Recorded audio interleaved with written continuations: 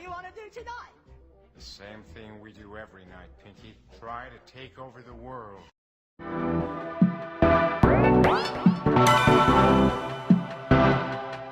You might think that getting into the IT field is impossible without a computer science degree, but Tech Coach Ralph is here to prove you wrong. Get ready for some jaw-dropping revelations on how to break into this lucrative industry. Listen up, tech enthusiasts! Are you ready to break through into the IT field, but feel like you need a computer science degree to make it happen? Think again! Tech Coach Ralph has some exclusive, mind-blowing secrets to share with you. Get ready to be blown away by his jaw-dropping revelations on how to break into the tech industry without a computer science degree.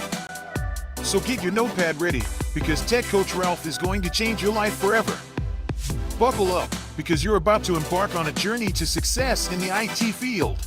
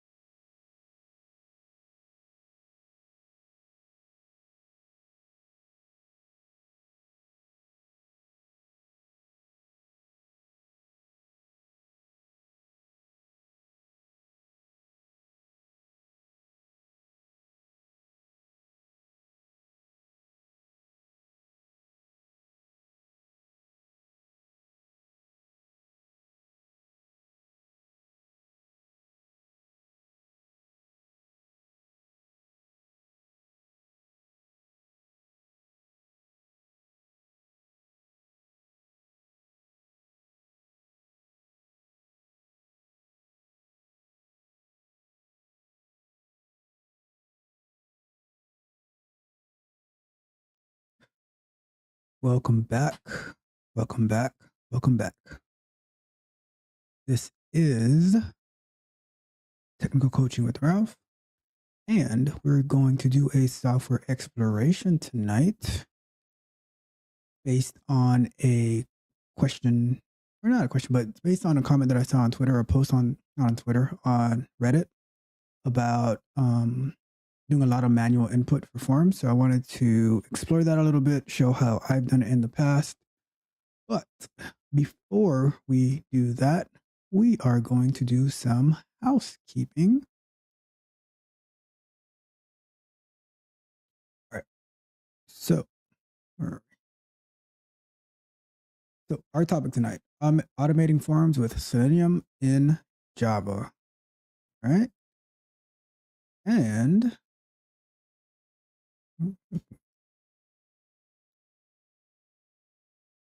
but first, I want to thank the newest subscriber, and that would be Nicholas Luis. Thank you for subscribing. Great to have you here. Hopefully I can add some value into your life.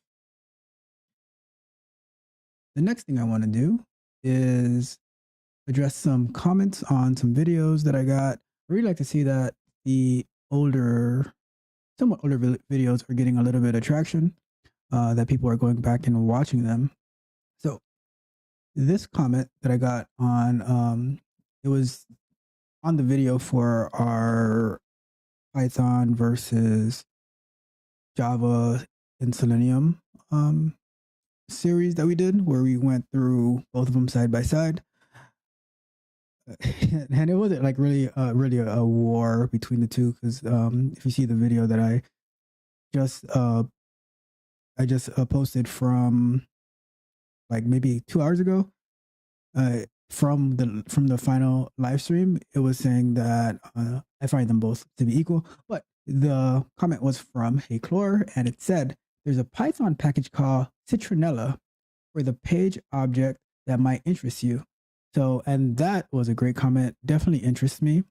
What I'm gonna do is probably I read through the documentation a little bit, and it seemed very interesting.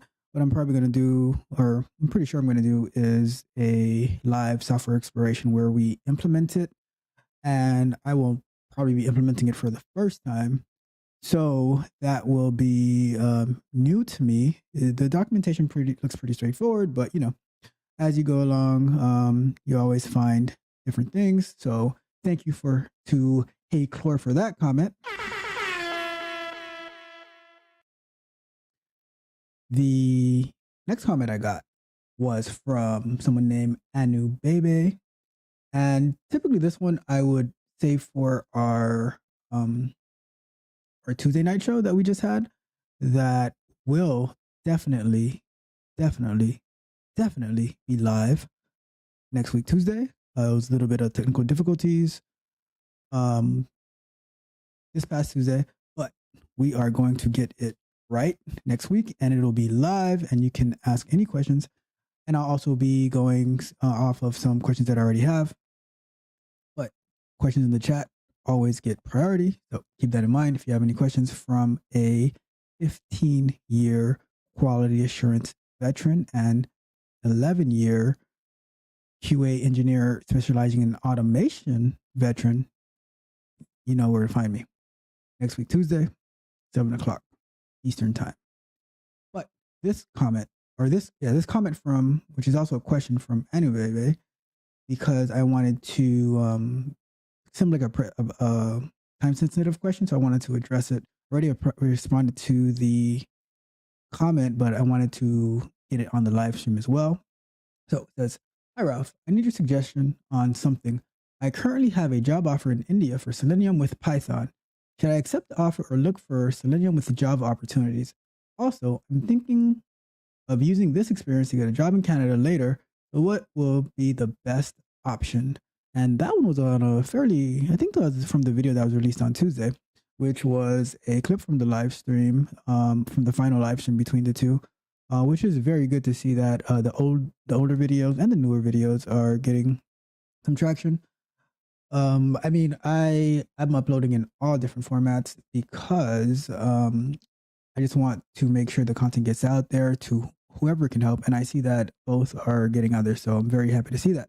But to answer your question in particular, Anu,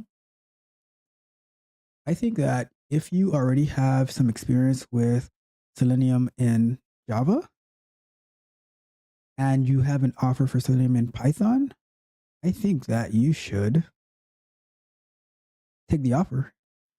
If there is no other reason other than that you're just familiar with Selenium in Java, I would say go for it. It's not that hard to transition to Selenium in Python. The difference is mainly in syntax between Java and Python, but the mindset and the ideology of QA automation stays the same.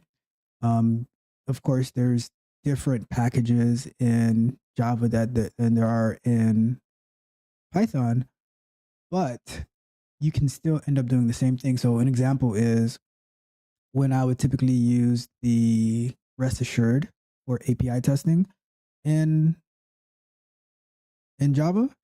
In Python, you would pretty much use the request library, the request package, and then you would use the regular assertions, whichever one you're using, whether you're using like PyTest or a regular unit test, or maybe like whatever it is that you're using. Like it is just it's not that hard to transition. And I also think that one of the good reasons for taking that position with Python is it is going to expose you to a new language if you're not familiar with Python yet.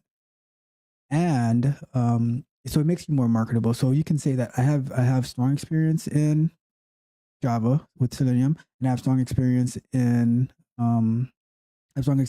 Python with Selenium. So it makes you more marketable. It stands you out against other people who do not have that type of experience. And before I say the last point, I will give you some personal experience. So, like I said, I started in automation about 12 years ago, and and then I moved to Selenium and Java maybe about 9 years ago, right? And I had to figure out the Java like pretty much completely on my own, everything like that, right? Didn't have an automation background, so that's one of the reasons that when you see me here, I'm able to think through different situations and be kind of dynamic in the way that I'm working through issues. Now, the interesting thing is the most Python exposure that I had prior to that was via I helped a relative. I helped my cousin do a master thesis, and I didn't do any of the actual like coding for her, but I was able to use my Java knowledge to help her program her master thesis. And that was like pretty much the main exposure that I had to Python until last year when uh, a friend of mine and I decided to like, hey, let's learn Python for totally different reasons. Like it had nothing to do with automation, but along learning Python, there was a section about it on Selenium, and I'm like, oh, I don't want to do this. I know so much about Selenium already. And so I kind of like breezed through this section. I kind of skipped over the section. I watched the videos. I'm like, I don't want to do these projects because I already know it. But the thing is, earlier this year when changing companies, they primarily work in Python. So now I primarily use Python to like I only use Python now for automation testing, whether API or UI, and that is for on a professional like work related level. However, now this leads to the last point that I was going to make. Just because you get a job, you accept this job doing Python, like Selenium with Python, it doesn't mean that you don't do any work or self-learning with Java. No, you continue to advance your skills, continue to keep Java fresh in your mind, because now let's say you go for that job in Canada and it's a Java offer, then you want to be able to be up to date and to be able to apply for those positions in Canada or anywhere that you go. It's not limited to only Canada, but anywhere that you go, you'll be able to apply. Or if you get the offer in Python, like whatever it is, like you'll be ready. And to add to that, like so keep your skills up to date, and always learning, but don't limit yourself to only two languages. One of the things that we're gonna do on this channel is we're going to expand into Selenium for new languages, is like not for new languages, but for additional languages. So maybe, for instance, C Sharp, JavaScript, etc. And then we're also going to dive into more like different automation testing libraries. So, such as we're going to go into Playwright, we're going to go into Cypress, we're going to go into one that I've seen is called Detox. I want to get into that. So many things to come, but the main point is don't limit yourself to one language. Always be ready. Always be prepared. Be dynamic. Like one of the shows I used to watch, the leader would say, "Stay liquid." Like be able to adapt. So that's that. Hopefully that helps you. And thank you for the comment, Anu.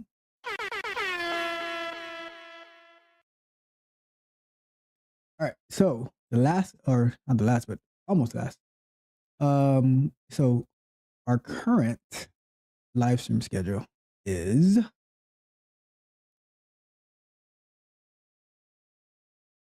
we have Sunday afternoons where we do software explorations. This coming Sunday, we're going to be exploring setting up Selenium Wire onto an AWS environment with a Dockerized installation of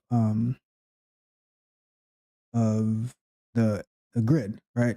So it's similar to what we did with our local install, but this time we're going to do it on the AWS grid. So it's very infrastructure / DevOps related type. So far, I mean, not so far, but like that's what our recent Sundays have kind of been about. And we're just going to continue with that because of the importance of the Selenium Wire library and how it helps us capture data that we can't necessarily do through the native Selenium. And then we have our Tuesday nights, which is going to be dedicated to our Q&A sessions like we had this past Tuesday. It will be at 7 p.m. Eastern Standard Time. So look out for that. And there will be like scheduled posts and community posts to remind everyone. And then Thursday nights, we're going to do another software exploration type, like similar to what we're doing now. But Thursdays are going to be a little bit dynamic because that can definitely change from software explorations to another thing that I have in mind. But it can be like exploring and like the way that we're doing here. Somebody had an issue and we go and try to figure it out. So stay tuned for that. And then our pre-recorded content schedule is Mondays. We have our candid conversations, which goes to like how I see things in the industry, advice, interview reflections, job reflections, how I handle certain situations, things of that nature. And then on Wednesdays, we have our software exploration / guides, like walkthroughs. We're like, so we'll do that, or we can review concepts, or we're like go through a slideshow. And then Fridays, we have one of my personal favorites, the Bug Bite, where we review different bugs that have been hurt companies or people in the past. So we review those. And then lastly, throughout the week, there's different shorts releasing on different days, additional content that gets released throughout the week, usually based on like clips from Livestream. So look out for that. All of that information to serve you so I can add value into your life. All right. And the last thing that we need, message, like the video, share the video, comment on the video, and subscribe to the channel if you have not done so yet, because all this great information, how are you going to get it if you don't know about it, if you're not subscribed, if you're not notified? So you got to subscribe, right? So what we're going to do today, we're going to do the implementation. We're going to have, we're using Java today, so we're going to be using IntelliJ, creating a project, navigating through the form, and then we're going to create a CSV, search on how to loop through that CSV using the TestNG DataProvider, and we're going to set the timer for 20-minute sessions, 5-minute breaks, where during the 5-minute breaks, we're going to do something. If there's no comments in the chat, we're going to do something. We're going to make use of our 5-minute break to something valuable, and we will go from there. All right. So without further ado, we have our clock up, and we will get started with a screen share. All right. And we got to share this. Okay, so we got to get the screen up. Where are you, screen?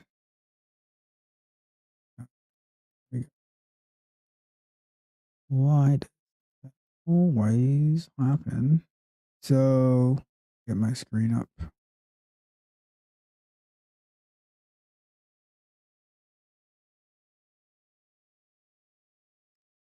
Move that.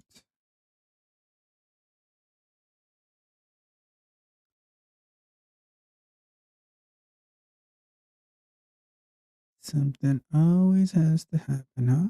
All right, there we go. So we do that. We do that. We are going to move this down.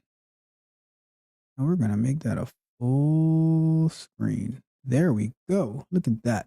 So on my right side, I'm not starting the clock yet. Not sorry. I'm just going to explain what we're going to do. Then once we get into the work, we start the clock. All right. So here we go. We have on our right side, I always get confused between my right and my left. On our right side, we have our IntelliJ. We're going to create a new project. On our left side, we have the form that we're going to be automating. We also have, we'll also be pulling up a new tab so we can actually search for what we need. All right. So the plan for today, it is to, let me see if I can, let me try something that I haven't tried before.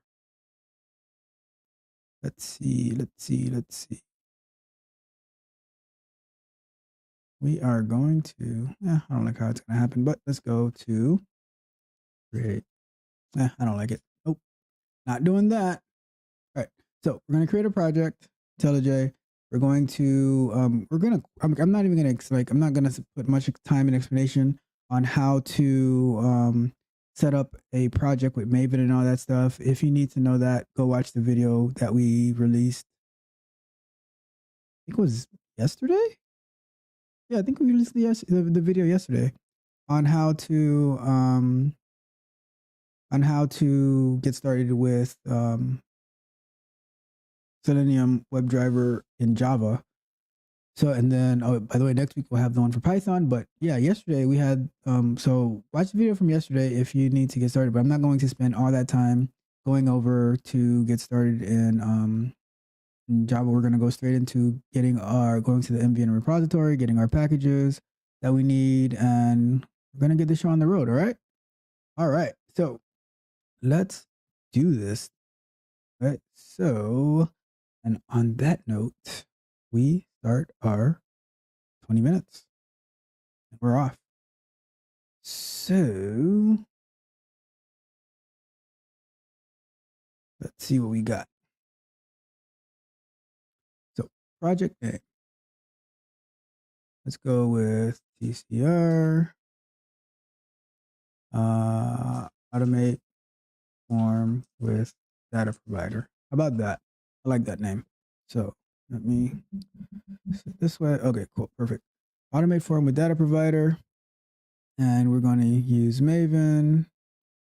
All that good stuff. Create Git. Yeah, sure. Create a Git repo. That's fine. And let's say com.tech coach. All right. Let's do this. So we're going to click the create button. I don't like the glare in my glasses, taking them off. All right. Let's go. I wonder if this one has a glare in it. It's not as bad. I'll take that one. All right, we'll use these glasses instead. So, gotta protect your eyes, you know? So, here we go. We are closing that. All right, so we have this here. And we're going to go straight to opening our POM file. And if you need a detailed explanation on this, you're going to watch the video from yesterday or watch the 5-part series comparing story.com. Watch the 5-part series comparing Python and Java for Selenium.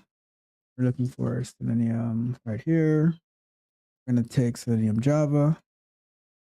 Well, I think one cool thing that we're going to do as well, not tonight, but the way that we set up the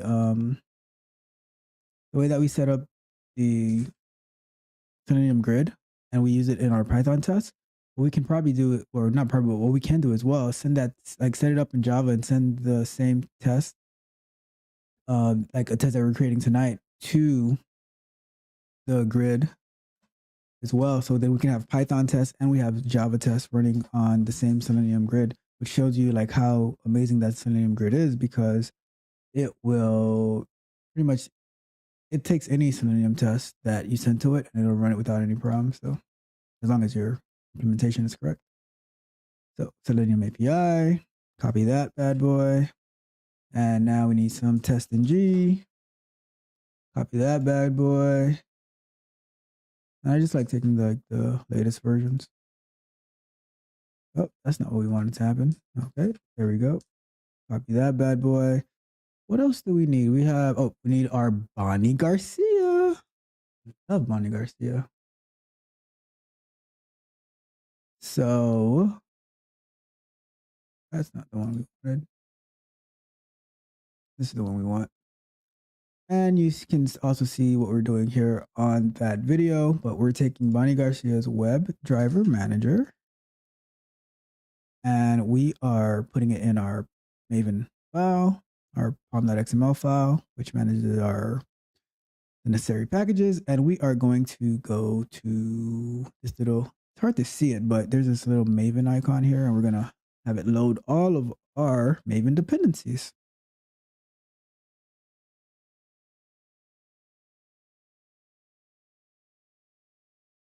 So they are loaded and we are good on that front. So now inside of this main, like I said, I don't use the main folder. We're going to go and test because we are creating tests. So first thing I'm going to do, create a package. I'm going to call it tests. And we're going to create a Java class called automate, or let's call it test. Test, fill out basketball registration, or basketball tryout registration form. I believe that's the name of it. All right, so let's get this on the road. All right, so we have this, and now we are going to we are going to, so what we're going to do is Python code. All right, cool. So all right, let's list out our steps. We're going to go to the, or I guess first step is set up the driver, including the WebDriver manager. Next step we're going to do is, what is the next step? Next step is we're going to go to the form in the browser. Next thing we're going to do is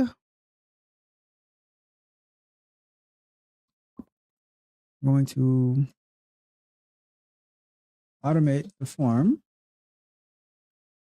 And then we are going to, and along the way, we're going to run the test and make sure that everything's working as we would expect it to be. Down a little bit. All right, cool. And what's next? Oh, automate the form, make sure that works. And then we are going to set up the data provider. And we're going to create a CSV file let's do 5 rows of data. No biggie. I mean, it can be like, I've done this like with Excel, which as well, I don't need Excel. I think one of the coolest thing I was able to do with the TestNG data provider was to be able to integrate Google Sheets with it. So I had to set up like the APIs through like the token that Google does when you're doing like the developer stuff with Google Cloud or Google Developer, whatever they call it, console. And I was able to feed test data from an Excel or from a Google Sheets spreadsheet into my automated test. So that made the data live in my Google Drive. So I didn't have to update an Excel or CSV file within the project. I could do it externally. So it just made it so much better to run automated tests where you can change test data or add new test data or remove test data on the fly without having to update the project. So that was really cool. I might share that with you guys one of these days, or if you want that implementation, email me. I don't think I'm gonna, that one is so important to me. I don't think I'm just gonna share it with everybody. So if you find that useful, let me know and I might share it with you. So there's that. Okay. Create a CSV file with 5 rows and then run the test. Cool. So there we go. So let's see. Our first step is, what is our first step? We're going to set up the driver, including the WebDriver manager. Let's see this. We're just gonna use this right here. Not gonna go through a bunch of extra fluff. So, or does he have it in here? Let me see. Okay, here we go. Yeah, we'll. This is Safari. I don't use Safari. Where's the? Let me see if I have the. Oh, there we go. There goes the getting the quick guide. All right, so we have where we are. We are right here. We're gonna go to, and for this, like, is this one page? I'm not going to set up the page object factory. What we can probably do on another live stream, like if we build on this, then we can set up the page object factory. But in the interest of time, I do want to go have some dinner. So we are going to not focus on the page object factory. If you are working for a company, use the page object factory. You always confused too. Use the page object model, use the page object factory, have very nice, organized, concise code, very detailed. If you're working for a company, if you're just learning, this is the way that you want to learn. Don't get too bogged down and doing it the right way before and not end up doing anything at all. So let's do it. Message. So we are here and we're going to say, okay, so let's just do it like this because we can just import it after we start typing. So WebDriver, driver, and then we do that. Import, okay. And then we're going to do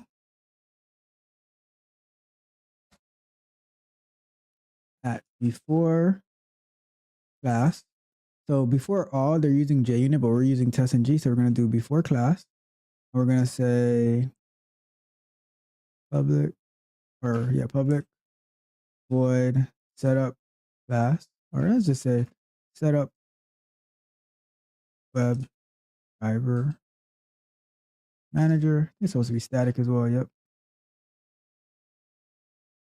So it's different when you're doing it between, like that's one of the syntax differences between Java and Python. So going back and forth, I have to remember these different things. WebDriver, but that's what makes you great though at what you do, because you can be dynamic and you can go between the two. All right, so set up, and then we're going to say before. I'll do before method. So before each means before each test in JUnit. Before method means pretty much before each test, but the tests in Java are called methods. I mean, they're methods. They're defined in methods. So before method, and then we're going to say void setup test, and we say driver equals new Chrome driver. Perfect. All right. And then we can do the after method and say void. Let's call it. And we'll say driver.quit. Something I like to do, which is pass a parameter here. So I can, like for my TestNG XML file, I can decide whether I want to close the browser or not, because sometimes I want the browser to stay open so I can see what's going on, but we're not going to be using the TestNG XML tonight. What we can do in another live stream, we can set up that TestNG.xml so you can see how you can pass parameters through it, so you can like run your tests in different ways. So, okay, so now we have our basic browser setup. And the last thing we're going to do before we run the test, like I say I like to do, is get that first win. So we are going to do public. So first thing we do is at test. And then we're going to say, boy, oh, used to be have to put public in front of it. So I guess in the maybe the newer version of Java, you don't have to. Anyways, void. Okay. See, there goes that confusion because I think I'm using like behave and cucumber and stuff. So test public or void, and we're gonna say automate or fill out basketball. Right. So that's our test. Or let's call it this test. Fill out our basketball tryout form, and then we're gonna open. And we're gonna say all of this is gonna be inside of it, right? So here we go. So first thing we're gonna do is driver dot get, and we're gonna say, what are we getting? Make sure my screen is showing. So what happened last time doesn't happen this time. All right, cool, we're good. So driver dot get, and then let's copy that URL to the basketball form. There we go. Yeah. Because that, see, there goes me with a little bit of OCD / ADD, where I'm gonna say appear basketball tryouts registration form equals. That way, if I want to change it, I can go. That way, if I want to change it, I can go into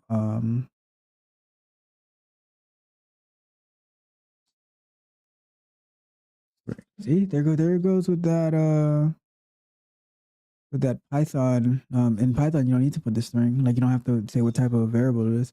But anyways, that's besides the point. So here I can just put this variable right here for basketball tryout form. So if I want to change it, like if I'm calling it in multiple spots, I can just change it up there and it'll update in all the spots, which is kind of the concept of the page object model. So here we go. Let's give it our first run so we can get a win. All right. So what are we going to do? We are going to press the little play button right here.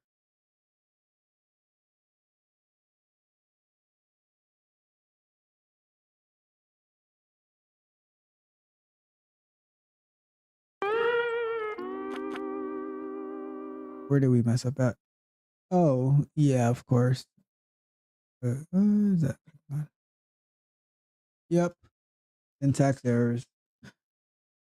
It's like a kid learning. It's like a kid who can speak multiple languages, and then as they speak to those languages, like they start. Let's say they speak Spanish, French, English. So in the middle of a conversation, they'll go between English, Spanish, and French all in one sentence. You know, that's kind of like when you're doing, like when you're coding in two languages, like what can happen. So, but I mean, we caught it. So no biggie. Let's run it.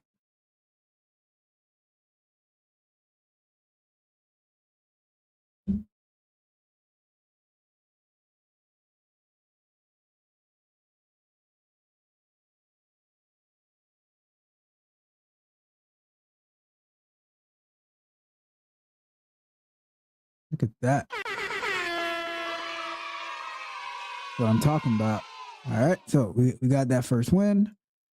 And we can keep going a little bit more. So it says now the next step that we have to do is automate the form. So let's list out what we have to automate. So let's do this.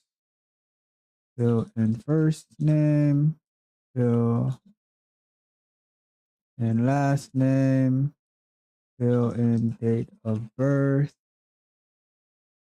fill in grade level. I'm gonna start writing. Start writing fill in. I'm just gonna put first name. I'm just gonna put the name of the field because I think I'm going to get sick of the word fill in by the end of the stream if I don't do that. Why am I getting a call while live streaming?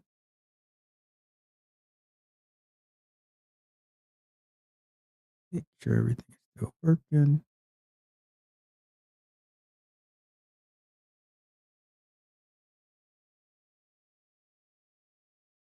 All right. We are good to. Why is the word create up there? Get that out of there.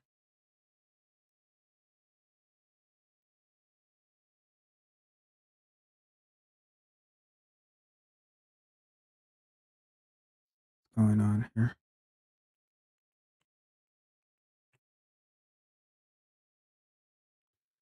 All right. Calling during live stream. Like, no respect. All right. So here we go. So grade level, number of seasons played, positions played, check boxes. So let's try what type of, and then positions trying out for, check boxes.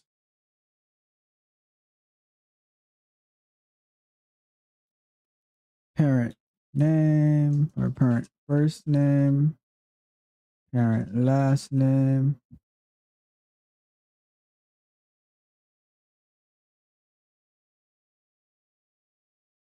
All right, parent email address.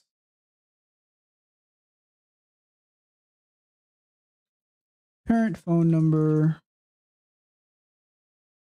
permission, checkbox.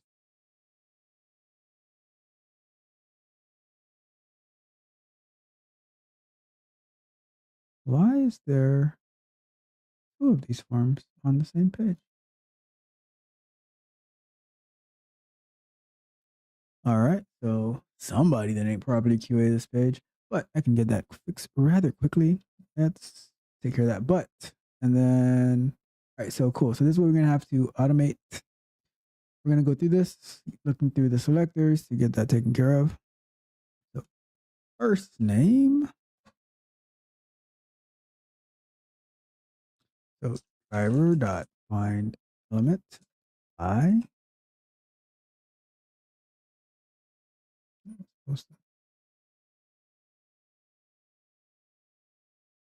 Well, that sucks. All right, break time. Oh, I know what happened. Okay, so break time. Let's go to here. And while we're here, I am going to check on something real quick. To do, forgot to do this earlier. So we go here, we go here, then we go here, and then we are going to do,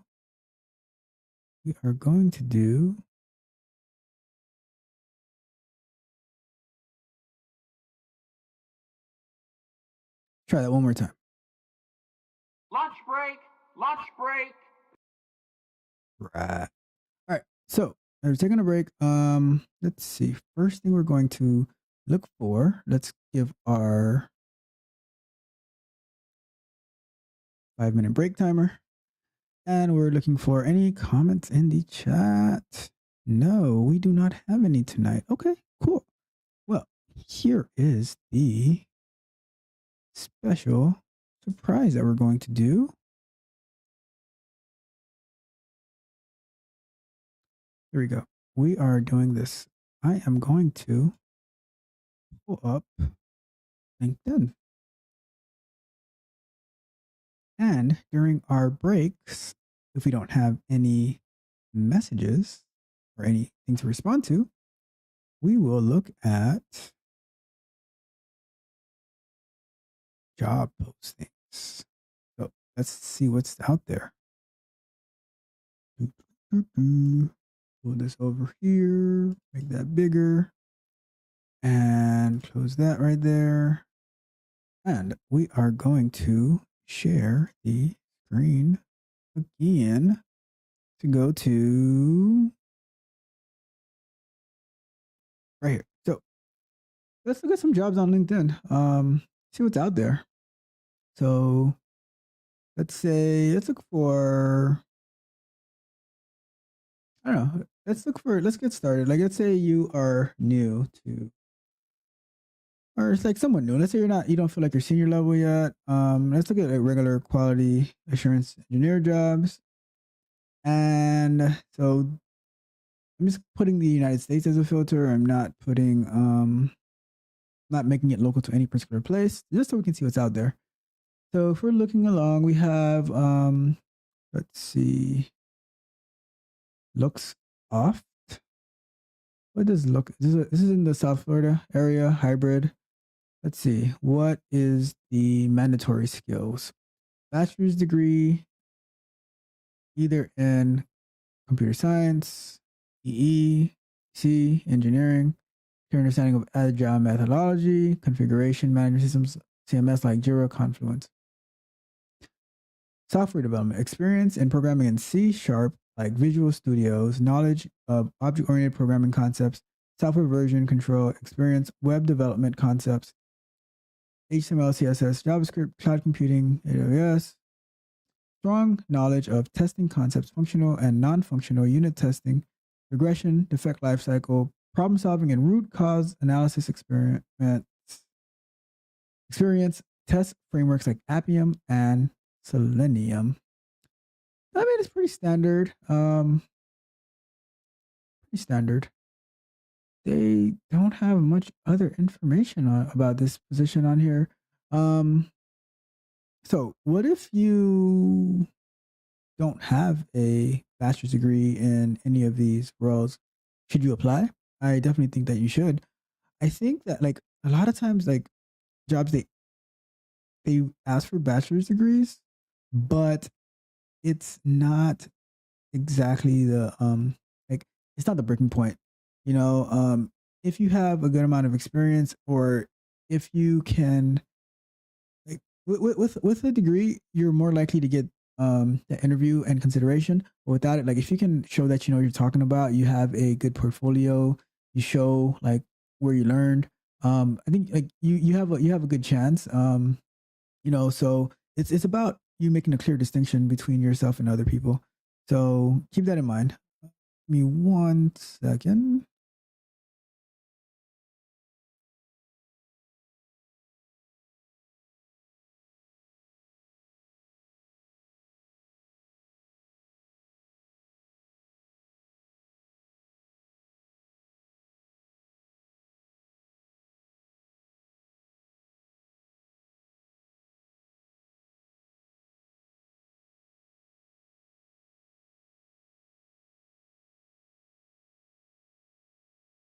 Muted. Come on.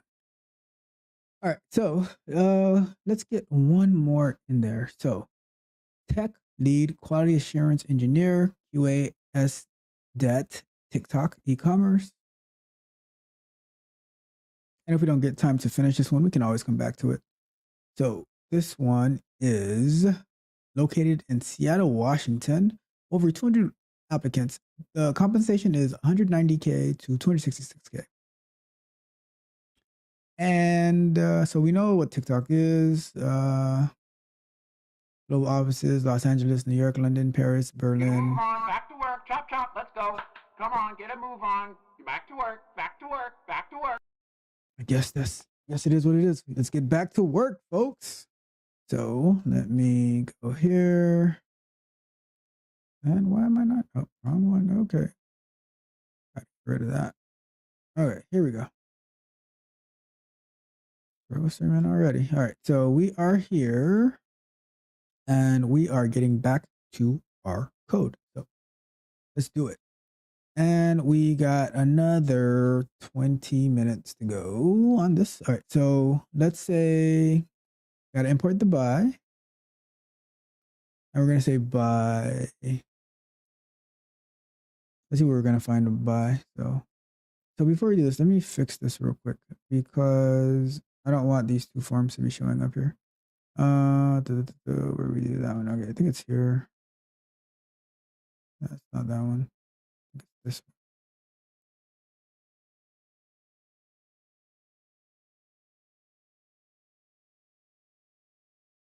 one. Let's see what's going on here.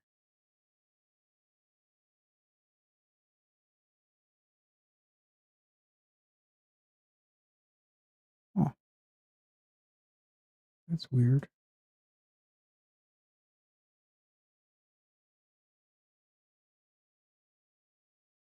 See if I do this, what happens?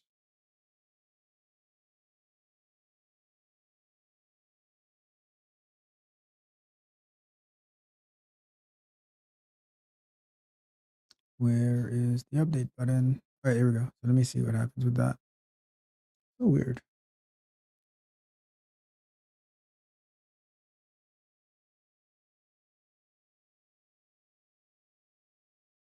All right, refresh that page.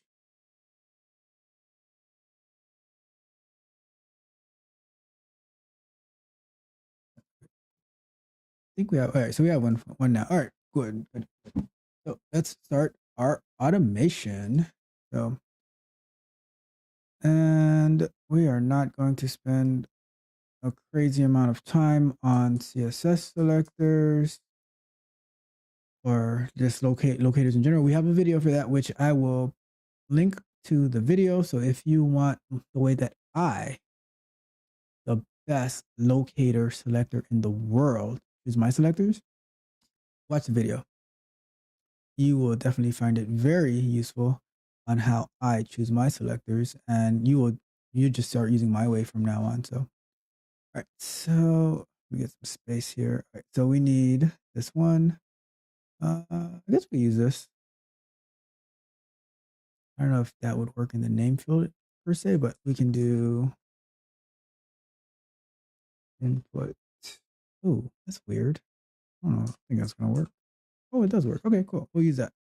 So copy that by CSS selector. Yeah, I don't like when it does it like that. Let's go with this. Oh, that's not what I wanted to do. Okay, so let's do that. And let's do that. And we're gonna close that out. Oh, before we do that, we're gonna do send keys. And we're going to send John. We go here. Let's just copy that code. Last name. This probably should be last, I'm gonna guess.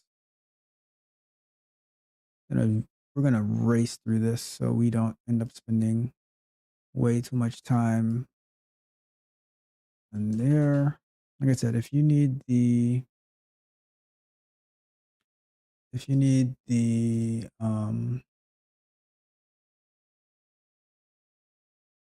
like how to choose good selectors, then you can watch the video I made about it. It's a very good video, very helpful, very informative.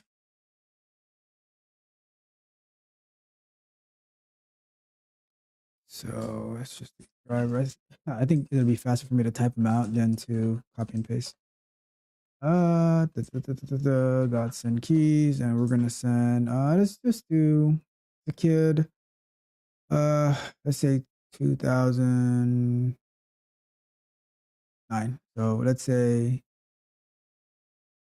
01/01/2009. And then we're going to go back to the beginning.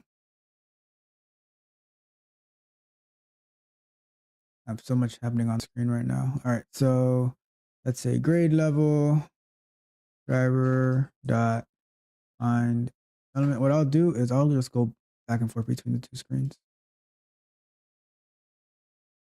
Let's make this one like that. This one here. That way we can kind of see both of them happening. So when I go here, let me see if that's gonna work. Yeah, perfect. So we'll shift back and forth that way. So by CSS selector, and then we're gonna go here, and we're going to go to here and say the grade level is going to be 4. I wonder if do I still have it saved? Yep. So we change that to 4. Dot send keys, grade level. 2000, let's say 2009. I don't know. 8th grade, maybe. I don't know. Whatever. And then number of seasons played, driver dot find element by CSS selector. One thing I like about Java is that the what do you call that thing? The predictive thing. Like for me at least, maybe I'm missing something in Python, but it works a lot better for me in Java. So now we are here and we say number of previous seasons played. We are at 5. Dot send keys. Let's say he's been playing for 5 years. And positions played. So these checkboxes, let me see, what can I do with that? What's happening here? Okay.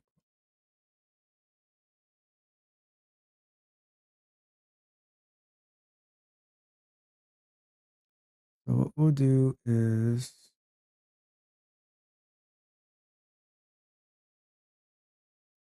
let's see. For the sake of this, we're just going to choose the first checkbox. But yeah, we'll choose the first checkbox for the sake of this. Let's do it like this.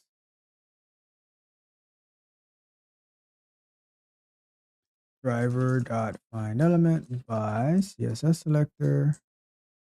And then what is this? I think it's still like that. And field 7. But they have another thing. Okay, so we're gonna do. So these are gonna be the same, right? See the 6, but the value is what's going to make it be differentiated. So here, and let me see if I do value equals point guard. So let's copy that.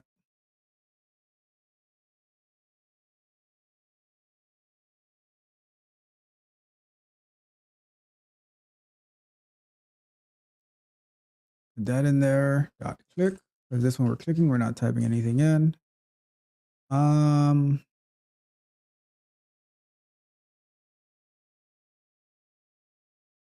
Leave it at that for now. And then here we'll say, copy that same line. Positions trying out for. This should be the same, except it is going to be 16, and we'll say shoot small forward. We'll go with small forward on this one. So 16 small forward. So, and one of the reasons I chose this form is because it has a lot of fields in there, right?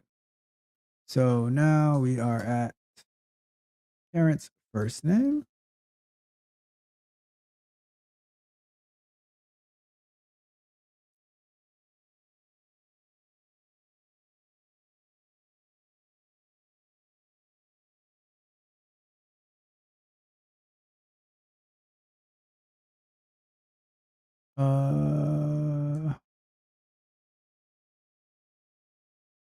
Name equals.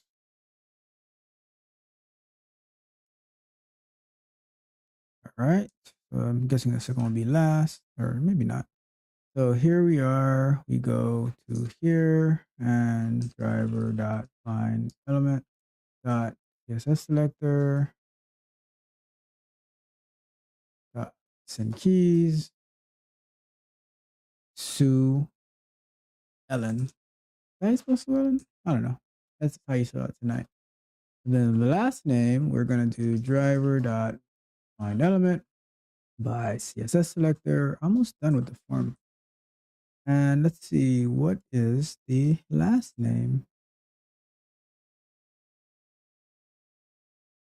Also 12 last. So let's say we take that. All right, so we can go back here. We just change this to last. Dot send keys. Let's go with Smith as well. And we can do.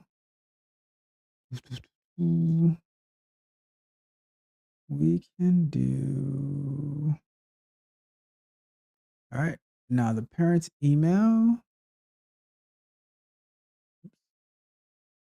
Parent's email. So driver.findElement by CSS selector. Oh, I'm so happy that there's so it's pretty easy to automate this because we have like I mean, forms are generally, for the most part, easy to automate, but the fact that we have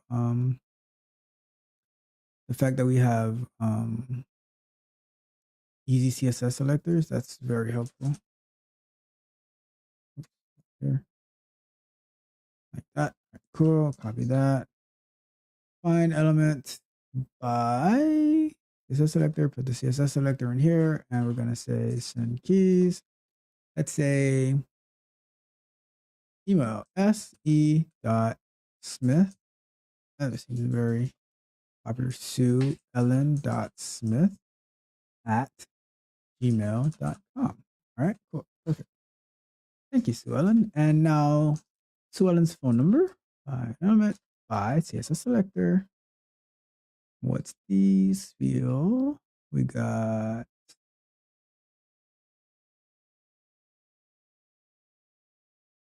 okay, this one. Okay. So 18. Copy that. So here, dot send keys. And number can be 305 777 68 59. All right. And now, where are we? Okay, so we have that. And then the last thing to do is click on the permissions checkbox.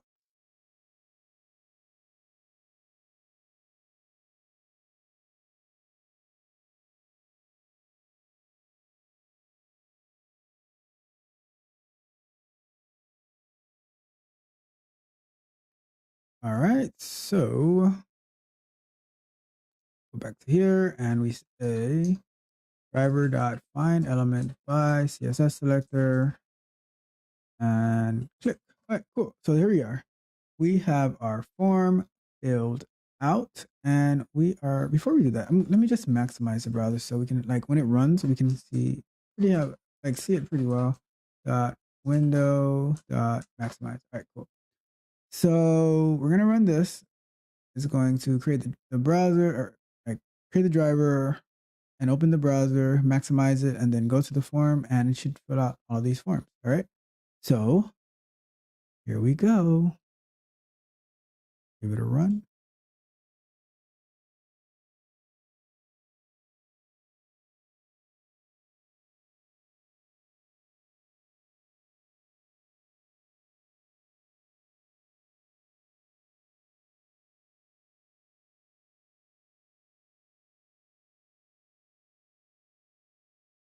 Alrighty. So it should be open with the browser. Oh, did it do it already? I know. It couldn't have. Did I miss it? I wasn't looking at the screen. Let me run it again. I didn't catch it. Let me see. Gotta be paying attention. Automation goes so fast. Sometimes you take your eyes off the screen and you miss everything. Oh, look at that. Look at that. That is amazing. That is amazing. Yeah.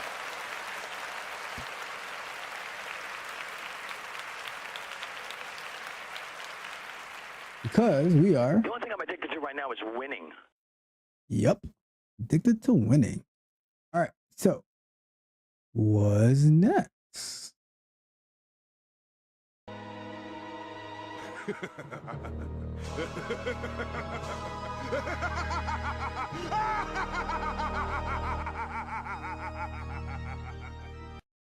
We are going to set up the TestNG data provider. All right. So let's look up our documentation on TestNG. I think it's just testng.org. I'll post links to this. Oh my God, this site looks exactly the same from when I first saw it in 2014-ish.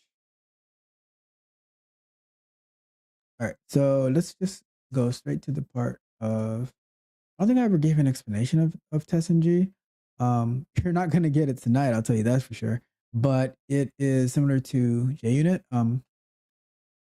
QA engineers tend to fancy it more than JUnit, while developers and engineers tend to prefer JUnit over TestNG.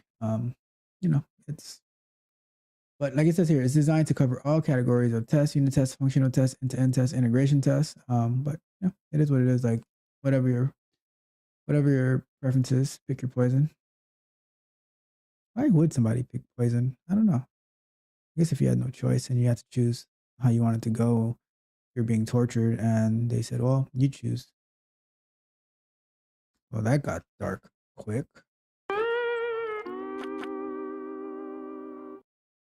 All right, so here we go. Let's search for data provider. Okay, so support for data-driven. Wait, so let me data provider. No, not here. Okay, maybe I am missing some. Oh, we have to go to documentation. So documentation, and then we search for data provide parameters with data provider. All right, cool. So the first thing that we're gonna need, so what we're gonna do, let's add that to here, right? Setup data provider, and then inside that setup, we're going to have first set it up with one test to see it run with the data provider, and then we create the CSV with 5. All right, so let's go. All right, so set up the data provider. So to set up the data provider, it has to be outside of the class, or outside of the not class, outside of the method. All right, outside of our test method. So let's copy this code over.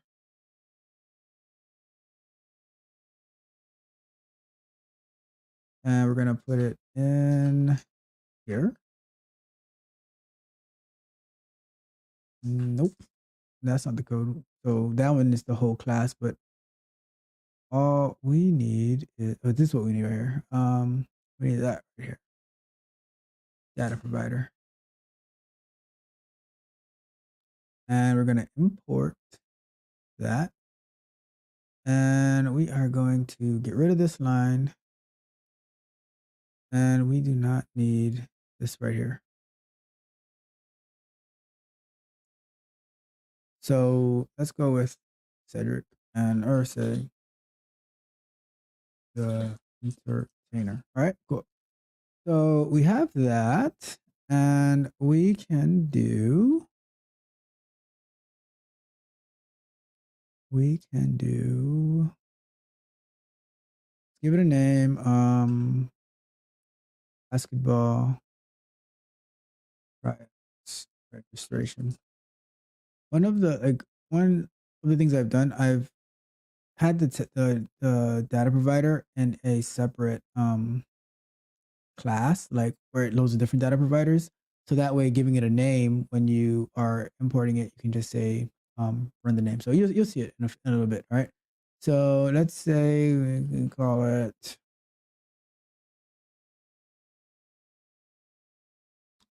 load test data. All right, cool. So now what we're going to do is, all right, we are going to do it like this. We're going to look at the tryout form, and we're going to fill out the information. All right. So let's close this back down a little bit, and that way we can see our registration form right here. Lunch break. Oh. Lunch break. You got it, dude. All right, we are on break right now. So let's break. Okay, so let's check the chat for NT messages.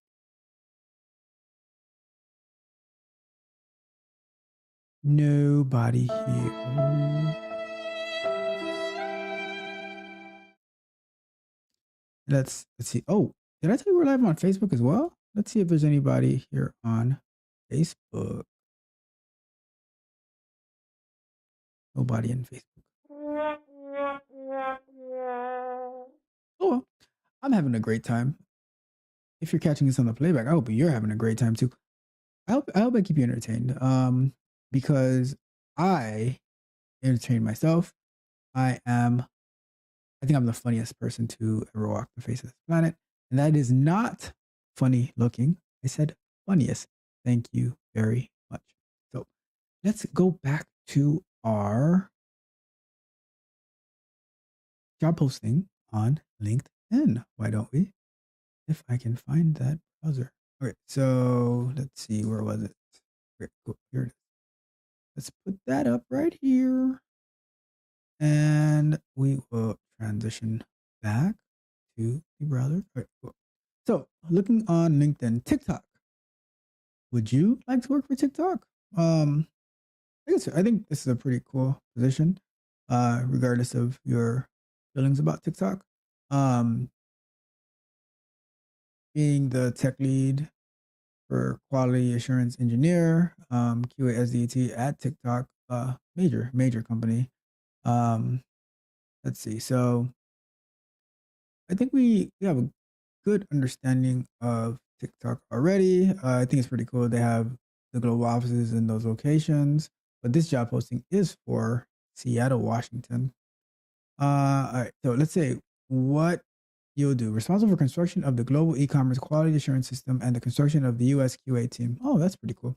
Including TE, SDET, hands-on, have a clear grasp of detailed logic of business and system architecture, actually participate in test execution of some projects and have an in-depth grasp of the overall project process specification, testing techniques and related platforms and tools, and be able to guide new team members to get started quickly.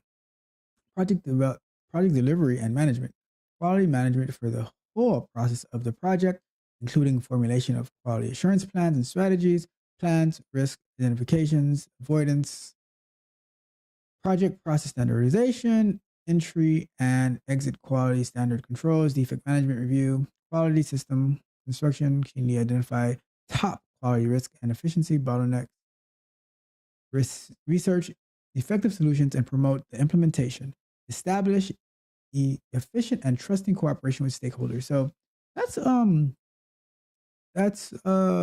pretty like nice job description for like what you'd be doing as a tech lead.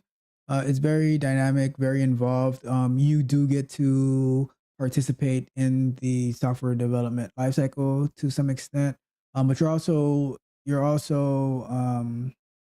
involved in building out the team and working closely with stakeholders. So that's pretty cool. It's a little advanced, I'd say, but hey, it's like working for TikTok is definitely a great opportunity if you could get in there. I see how many people applied for it. Over 200 people applied. Okay.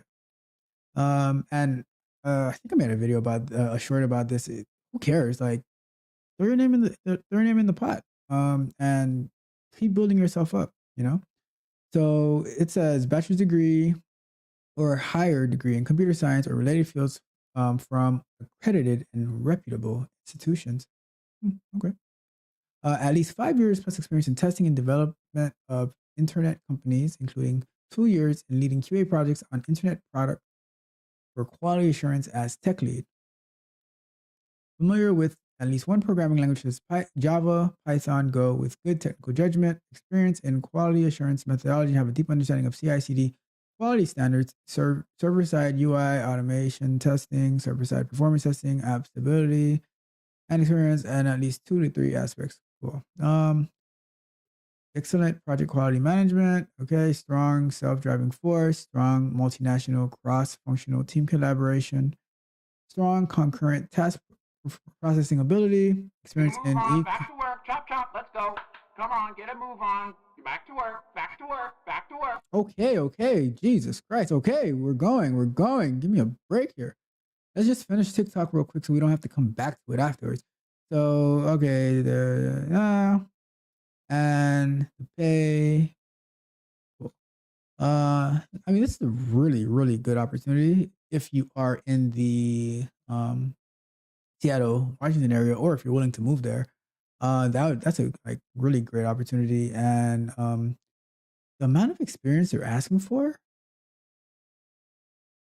5 years of experience in testing and development of internet companies. That's pretty cool.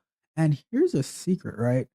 Although these companies will say they want a bachelor's degree or higher in computer science or related fields, let's say you don't have it, right? Does that mean you shouldn't apply? Absolutely not. You should definitely apply because they're gonna try to get um they're gonna try to get what they can. Like it's like you say, I'm gonna shoot for the stars, right? So they're gonna say that's what they want, but don't let that stop you from applying because at the end of the day, once they review everything and all things considered based on experience and all, they're going to pick the best person for the job, regardless of what their degree says, So keep that in mind. Don't hesitate if you are in the Seattle area and you're watching this or you see this on the replay, definitely go apply for this position. I think it's an amazing opportunity to be able to work for one of the top social media platforms, especially in developing their e-commerce side. So definitely cool. All right, back to work. Gotta get a sound for that. All right, so we got our, let's see here. We got our test running. We started setting up our data provider, and let us start our clock again. So here we are. Okay, so setting up the data provider. Let's move that into here. Okay, set up our data provider. The CSV file will be after. Okay, so what we want to do, we want to go through the form and we want to do it like this.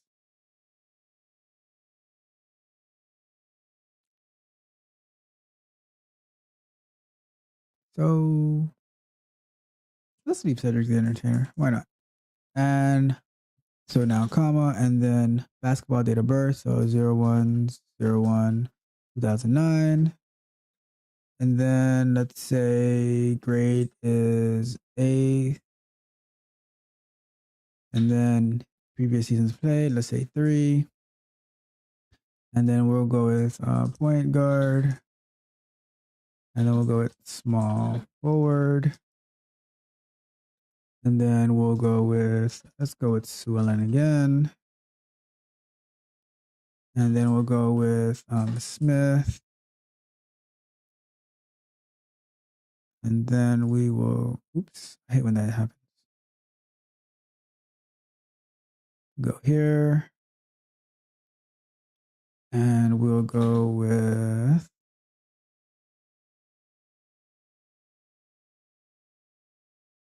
we will go with,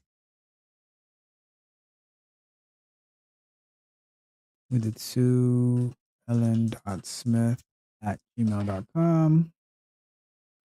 And we're going to go with phone number 305-777. Oh, is it 6859? Whatever, it doesn't matter. And then we're going to go with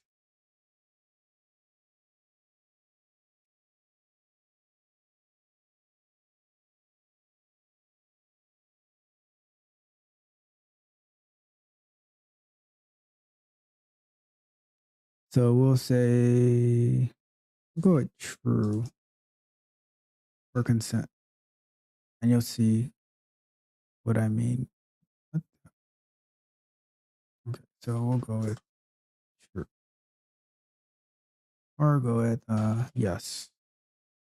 All right. So what we're going to do now is we're going to fill in this data into this form.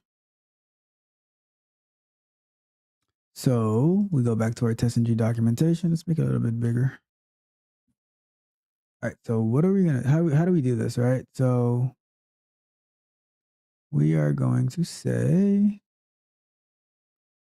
parameters of data provider. So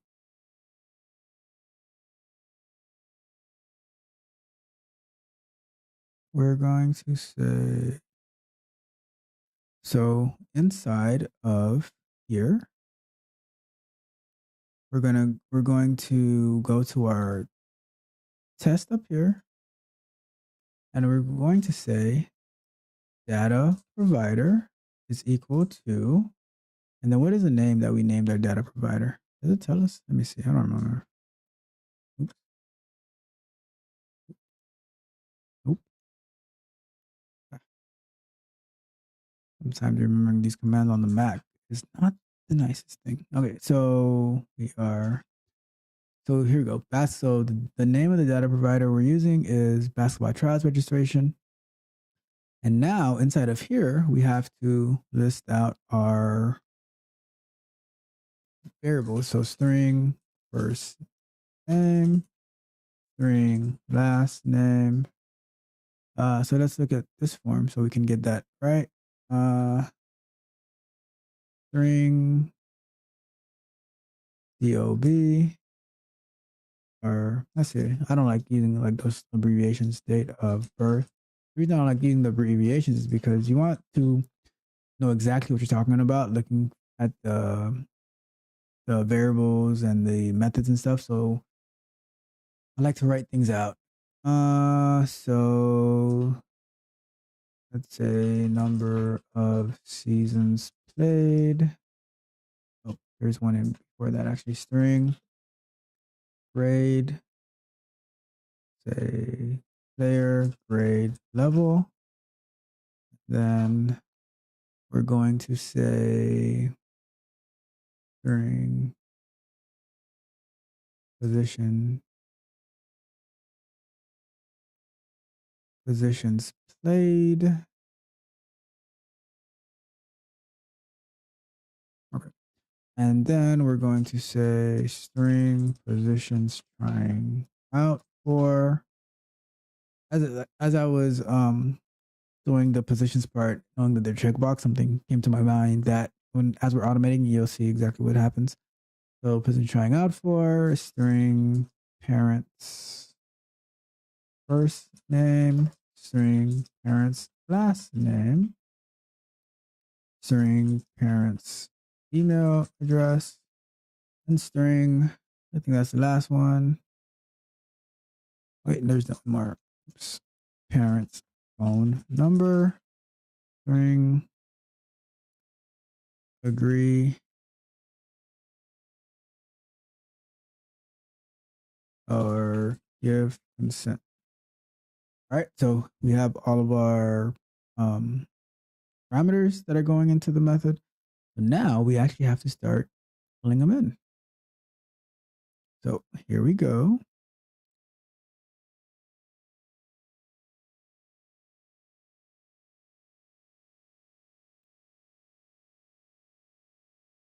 So what I'm going to do, I'm just going to do the first one so we can see if it's going to work.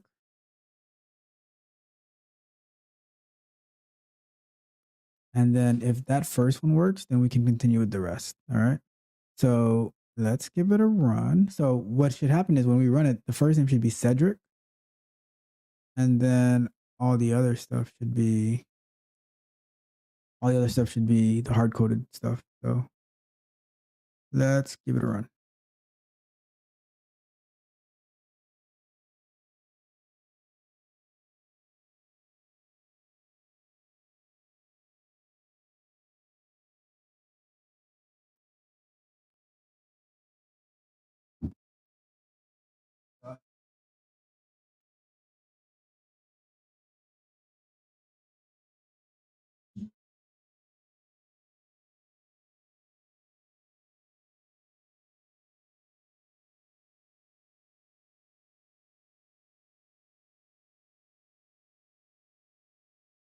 So I hope you were able to see it, but it did put in Cedric as the first name. So how about that?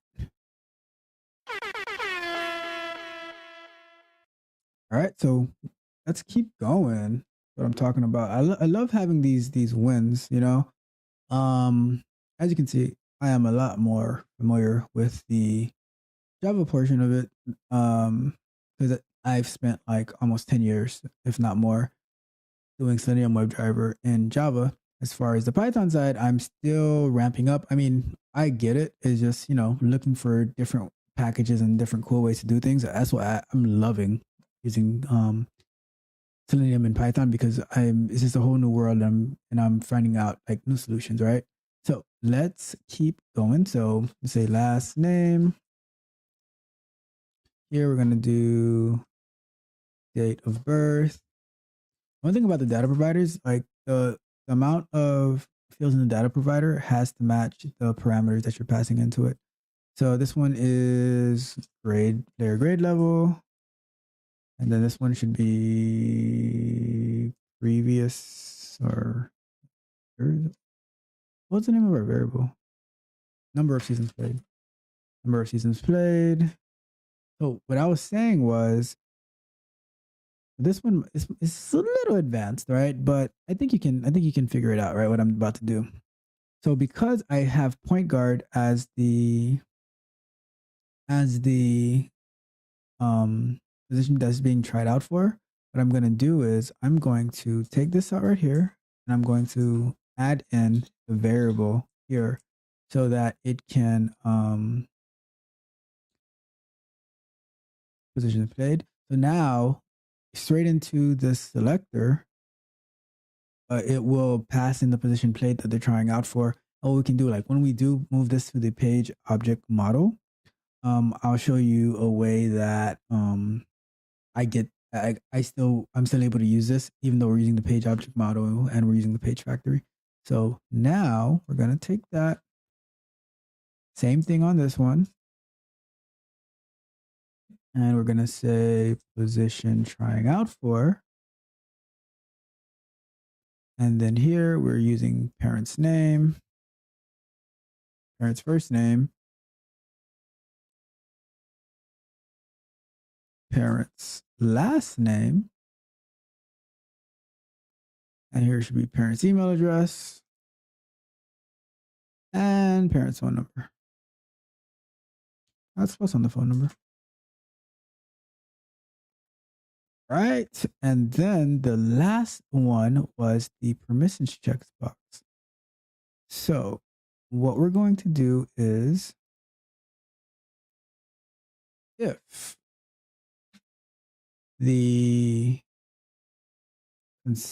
give consent is equal to, writing Python code. All right. So if give consent is equal to true, or I think I put yes, then we're going to fill out here.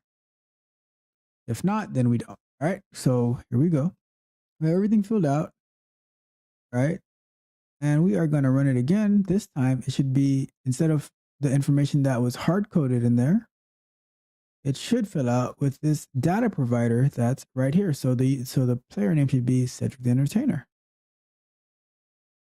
What I'll add in as well, just so we can like see it in the console that it's actually using our data provider. So drive, or I should say print, or God, Salt is a shortcut in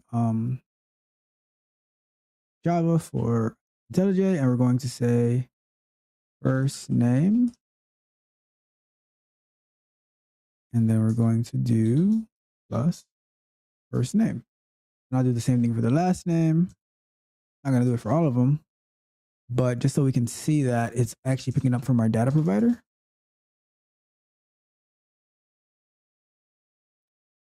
Let's give that a run. Get another win. Hopefully we get another win. Get past this level.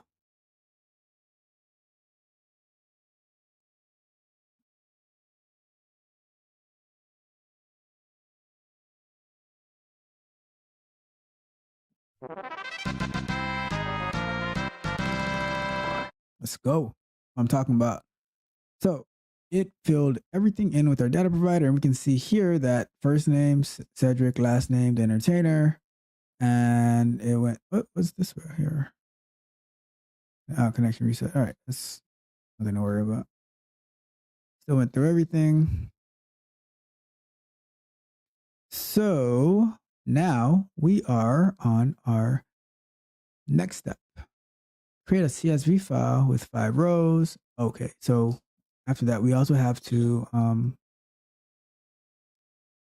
feed CSV data into DataProvider. Okay, so before we do that, right, I'm gonna just show this. So let's say I'm gonna duplicate this. I'm gonna say give a name. I mean, because we'll have it run 2 times, right? So that'll be pretty cool to see. So you can see like how powerful the data provider is. So we'll give it a name. Give me a name of, let's say we do Steve Harvey, right? So we run that now. And it should run 2 times. So we should have one. I'll even change the date on the birth date, right? So 01, let's say 3/11,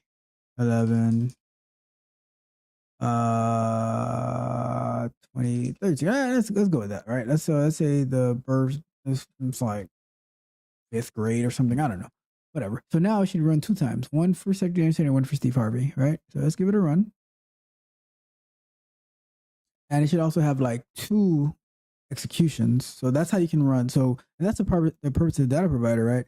You can run the same test, but multiple different times with different sets of data. So Cedric Entertainer, all right, cool. And then now it's doing the second one with Steve Harvey. Look at that, perfect, right? Exactly what we wanted to happen. So Steve Harvey, and then we have Cedric Entertainer. Okay, cool. So what we're doing now, okay, so we have to create a CSV. So let's open up Google Sheet, and then we will, I do not need this one anymore. Thank you very much. Oh, I don't have a sound for that one. Next time I will.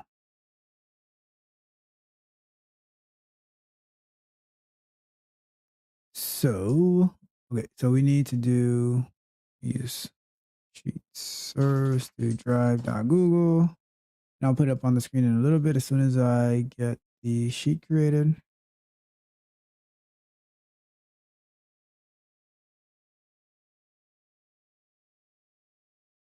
So we'll call this sheet. Move this here. Let's make this a big screen for now.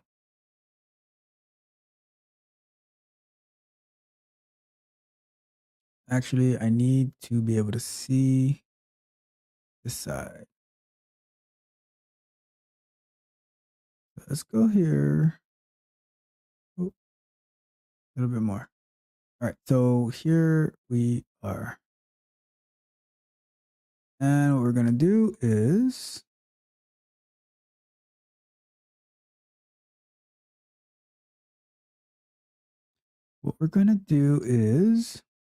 so let's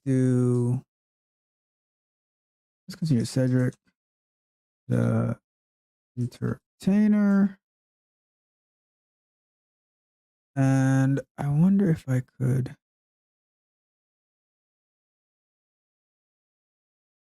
I don't think I'll be able.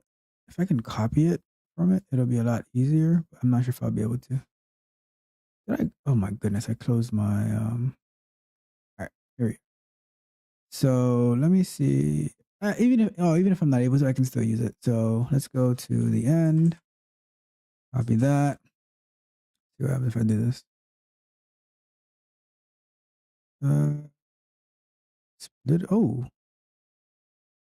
Separator, comma. Nice. Look at that. And then I can, let's see, fix the format. Gotta love Google Sheets. All right, cool. So, this thing right here is supposed to be a date. All right, we can fix that. no biggie. So this one, we're going to take that and we're going to say this one is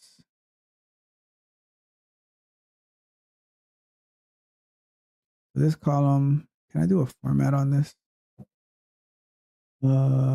Format as date. Yep, that's the date we want. All right, cool. Let me get rid of this line.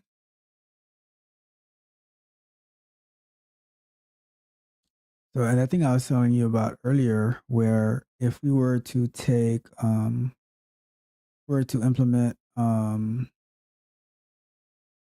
Google Developer API into our project, we could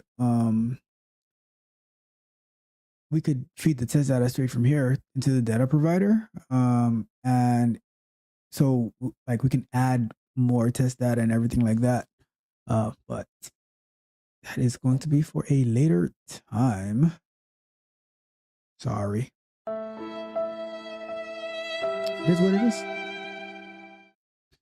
So now we are going to, let's take Steve Harvey as well.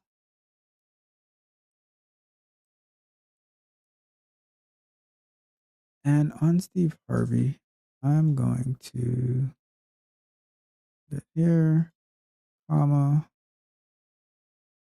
and we are going to go here, fix the format. Okay, we have 2. And what I'm going to do, wait, so let's do this. Let's copy a few. Break. Oh. Lunch break. Time to take a break. It is what it is. All right, so here we are. Let's just delete this thing before I keep going back to it. Remove. All right, cool. It's gone. Now I won't be clicking on that by mistake anymore. All right, so let's set our timer for 5 minutes. And let's check, see if anybody wants to talk to us. Apparently not. I love my soundboard. Oh my God, if you saw the way I set it up, it is amazing. Love it. So let me see what's going on. Let's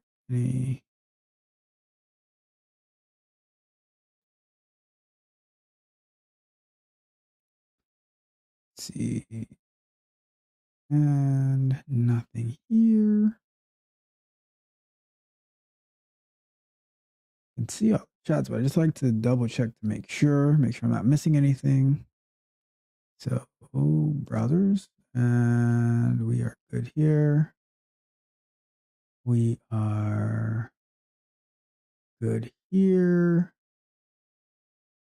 We are good here.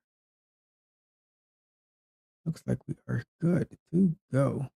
So how about if we go to, let's see, I think we can go to whatchamacallit, our LinkedIn page. So let's do LinkedIn. So here, boom, and we're going to do share screen. All right, so let's see what else we have. GE Digital. Let's take a look at GE Digital. Senior Quality Assurance Engineer in Bothell, Washington. Over 200 applicants. I wonder if there's 200 applicants because there's 200 people who live in, like there's 200, I wonder if those are local 200 applicants to the Bothell, Washington area, or if it's people who are applying all over the place. Anyways, so let's see, job description. GE Energy Management Services seeks senior quality assurance engineers to use programming languages, mainly JavaScript, TypeScript, C++, automate UI and API test cases, own medium-sized quality engineering tasks, and deliver while mentoring and helping other team members make technology choices at individual level, and has ability to analyze impact, apply principles of software development lifecycle and methodologies like Lean, Agile, XP, CI, software and productivity, scalability, documentation, practices, refactoring, testing techniques. Okay. Integrate project testing with continuous integration process, work with fellow team members to diagnose bugs and formulate solutions. Provide expertise in quality engineering, test planning, and testing methodology for a software project, and develop and execute maintainable automation tests for acceptance, functional, and regression test cases. Okay, pretty standard senior QA role. The pay is between 110,000 to 141,000. Not bad at all. I mean, I don't know for the Seattle or for the Bothell, Washington area, but it's pretty good. It was posted 3 days ago, but it has over 200 applicants. Don't let that stop you. If you are in the area, I would say go ahead and apply for this job, especially at a company like G, huge company. It will look great on your resume if you were able to get that position. So let's see what else they have. Qualifications. This position requires a bachelor's degree or foreign degree equivalent in computer science, technology, and engineering, plus 4 years experience in the related field. So my question normally is, okay, if you don't have that bachelor's degree or that foreign degree equivalent in computer science, technology, engineering, or math, but let's say you have 8 to 10 years experience, what factor does that play in? Things I like to think about, but it's definitely I mean, never let the degree requirement that requires more. It more means we would strongly like, would prefer, but if we can't get it, because let's say that somebody who has the bachelor's degree and all that good stuff, and let's say they have that 4 years experience, but the way that you can show your creative thinking skills, your critical thinking skills, your like all of that stuff. Like if it's impressive. Move on, back to work, chop, let's go. Come on, get a move on. Back to work, back to work, back to work. So to say real quick, if that you like you can show that your experience and the way that you can think is like if it's impressive and you show that you put in the work, then you'll also be like strongly considered, no promises, but I would say don't let the requirements stop you. And we'll pick up on this on our next break to see what the position requires. So, and we are almost done anyway, so let's get to it. So let me move this out of the way. And actually, no, we need this. So we're in our spreadsheet. And let's create a few more. So we said 5, right? So I'm going to just copy this down. And we'll just change some data in each of them. So we have 5, and we're going to say, make sure I can't. So Steve Harvey. So let's say, give me a name. Let's say Michelle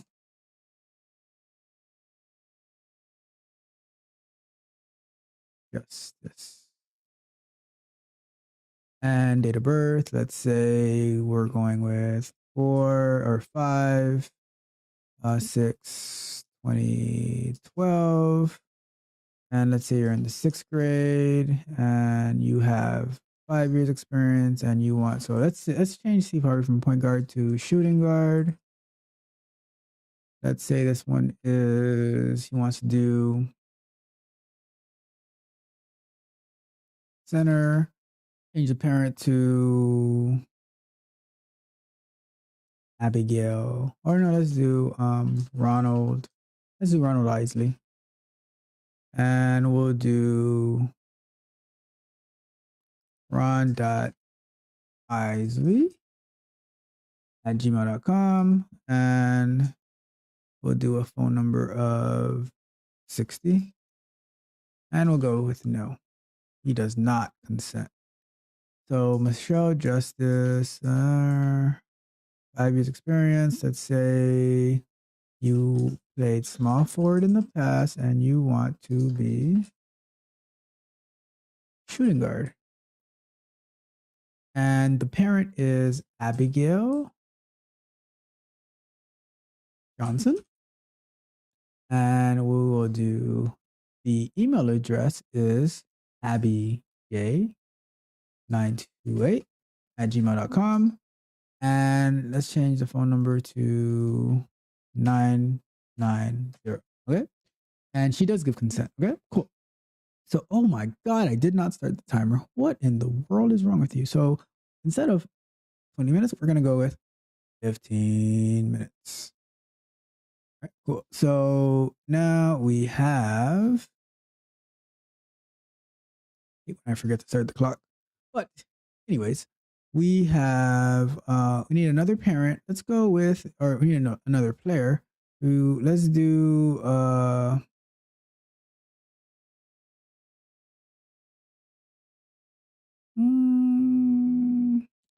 me get a name. Go with Melissa. And we'll go with Saint Pierre. And let's say the birth date is give me a birthday. Let's say June 15th, 2020.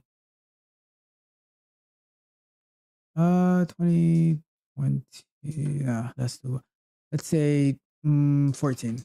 And they are in, I don't know, let's say 3rd grade maybe. And years of experience, they played for, let's say 1 year. And they played center and they want to do power forward. Mother would be Lisa.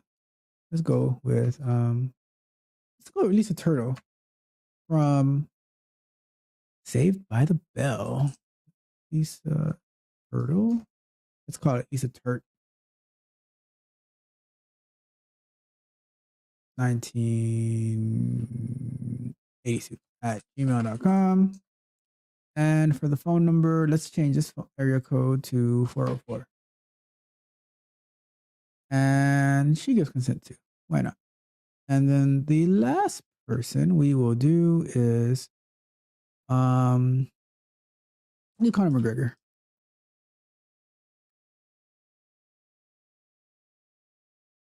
And we'll say birth date is, we don't have 2011, so let's do 2011. Let's say November 21st, 2011. And I don't know, put him 7th grade maybe. And then years of experience. He has 0 experience playing basketball. And let's say forward. And he wants to play point guard. That'll be interesting. And then the parent for Conor McGregor is Dana White. Why not? Dana.white at ufc.com. How about that? And the phone number can be, I don't know, Las Vegas. Is it 770? I don't know. And then 780. Cool. And Dana, for some reason, does not give consent. So here we are. Now we have 5 rows of test data. And what we can do is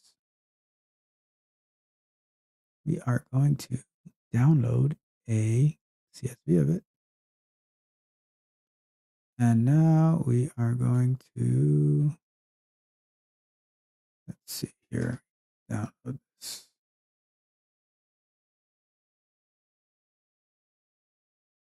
Download, separated. All right, need to find the folder that this is in so I can put it in there and then it'll just pop up here. So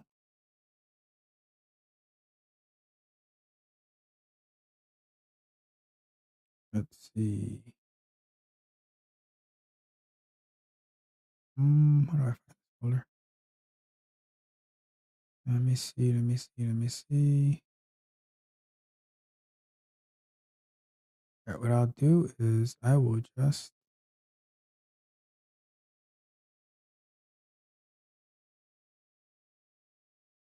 put it on the desktop and then I'll move it over. So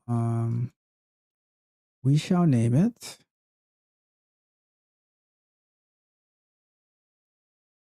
CCR Form Data Provider. And then you should see it up any second now. So what I'm going to do is in here, I'm going to make a folder and I will name that folder test data. And now to move that file into that folder,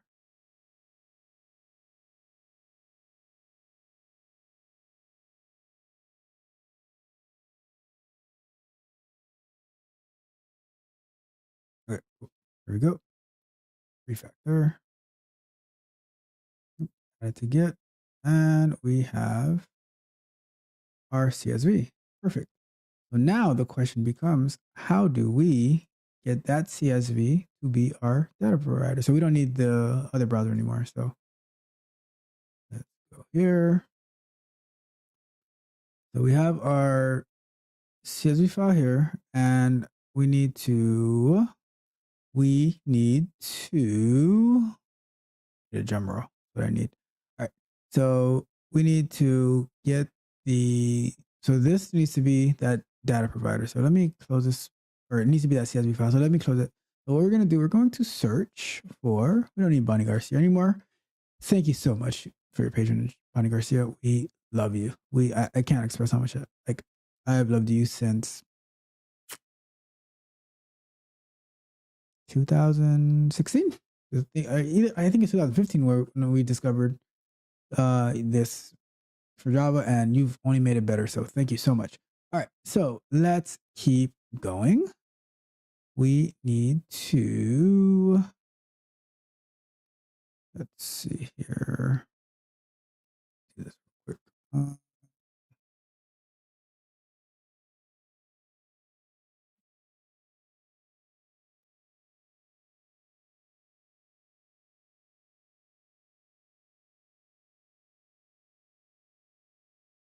And we're gonna just go like or that. Oh, too well. Did it? Oh.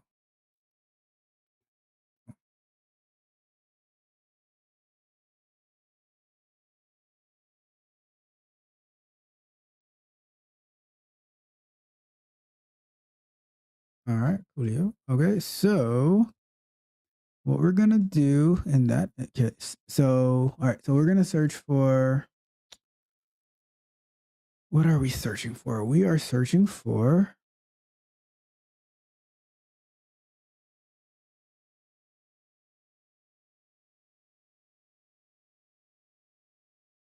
TestNG data provider CSV file. So that how to pass.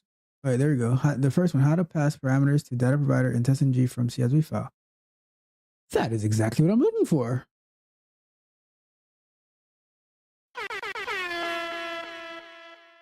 All right, so my CSV, blah, blah. You need a for loop. I know that. So you should read entire file and data provider and return iterator of test cases.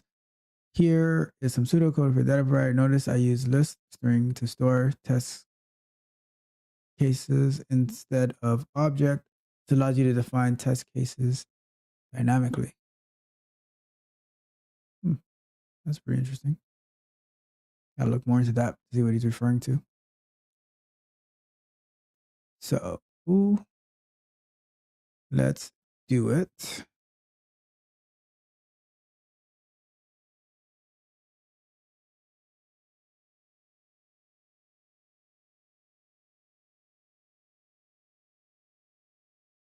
All right, so we are going to go through this code here. All right, so I'm just gonna copy this whole thing right here. Because that way we can have a second data provider. So we can, let's do it like this, all right? So let's copy this over here. Ask about trials registration. We'll call it from CSV file, right? That way we have this one right here. And then so when we pass a name, we can either pass this name without CSV or we can pass a name with CSV, right? So let's import our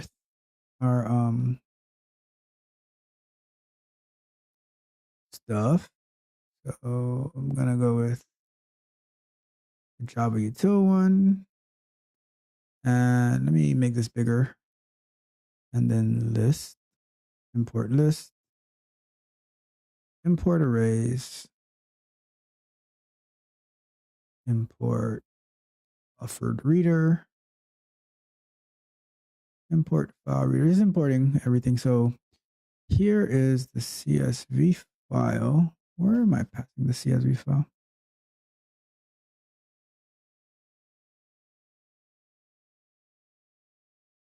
Because that should actually be, okay, I'll come back to that.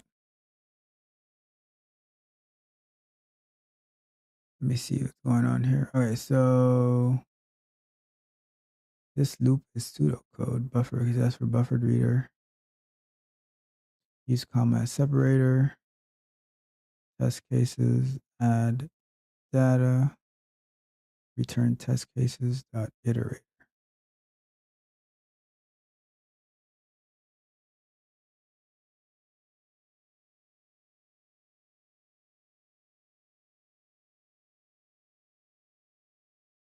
All right, so what we're gonna do, we shall say CSV file, take it outside the loop, and we'll do CSV file equals, and let's get our path to this. Copy path from content root, and we go here. That'll work. And then we go here. Okay, so this should be string. Oh, he's messing that part up. Okay, so here we're going to do add exception to signature. And okay, so this should be buffered reader. And then here should be add exception. Oh, where are they missing?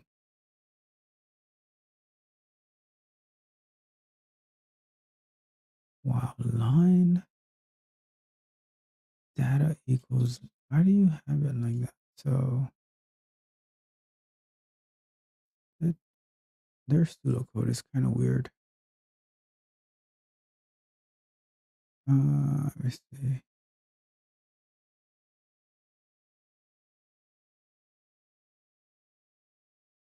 Okay, here we go. Here's a little bit more code over here. So we do string lines, string split by CS. Okay, so all right, so there goes, I don't know why they're, it's like they give half code and stuff. All right, so here we go. So let's take this right here. Okay, so there's more of the code.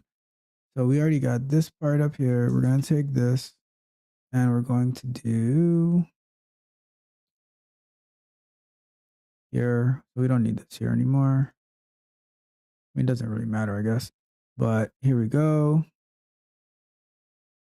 Here we go. Here we go. All right, cool. We're good.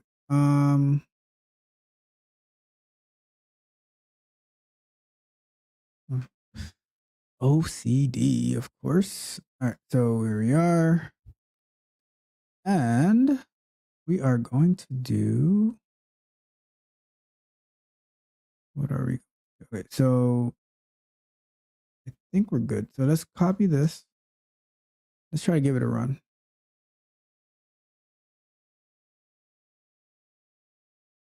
So go to the top here and let's see what happens.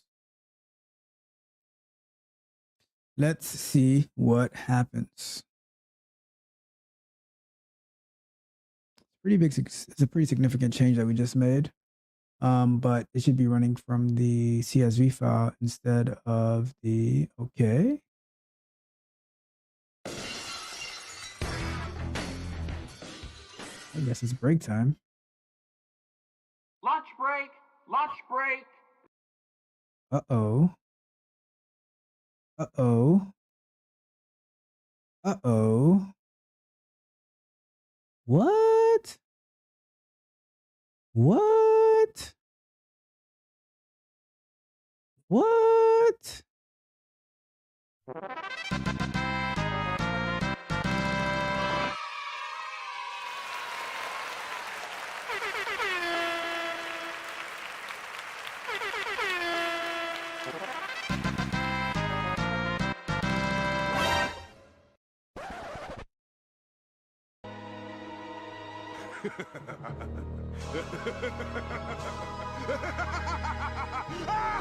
That's what I'm talking about. How you like that? So our data provider coming from the CSV file just went through. Beautiful. So did we finish? Did we finish? So we got automating the form. We ran the test. We can get rid of that one. Well, let's leave that. First set of the test. Okay, we did that with one. We have a manual data provider here, and then we have the one where it's going through. I guess it doesn't need this one. Where it's going through all of these. All right, so let's move this real quick. Into, let's put it up here. Create a CSV file and feed data. All right, there we go. Look at that. We are.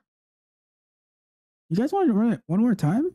Just so you can see the magical work that we did? Because we are. The one thing I'm addicted to right now is winning. Yep, addicted to winning. I just feel so good by seeing this work so smoothly that I just want to run it again. I want to run it again.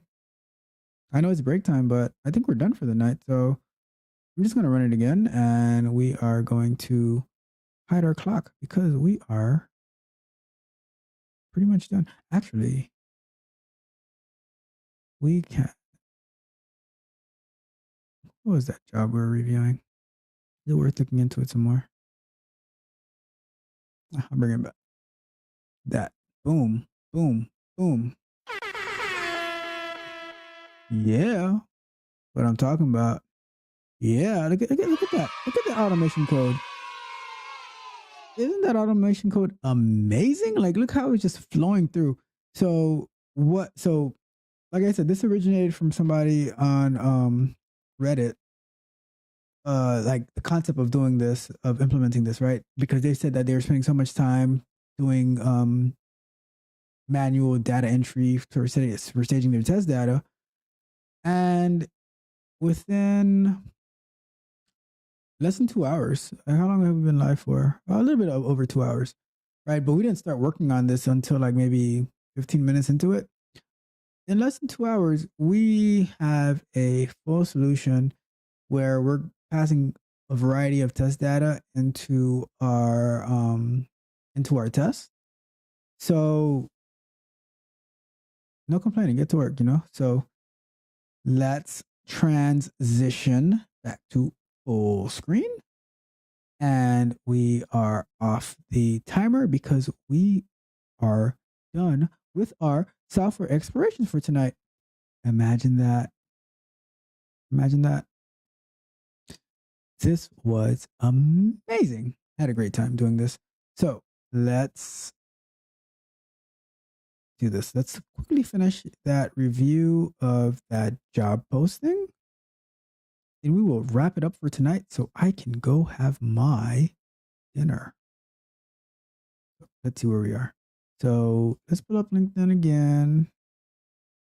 And I want to go here. Okay. So pull up that. So what we're gonna do, we're gonna finish reviewing that job posting, and then I'll wrap it up with what we did for tonight and any closing messages. So let me share my screen one last time. And I'll put the timer on just for fun. So all right, so let's see. So okay, the position also requires 2 years of experience with OOP concepts. So that's object-oriented programming. So whether you know Python, Java, C#, Ruby, whatever is like object-oriented programming. 3 years of experience with Selenium, Node.js, testing.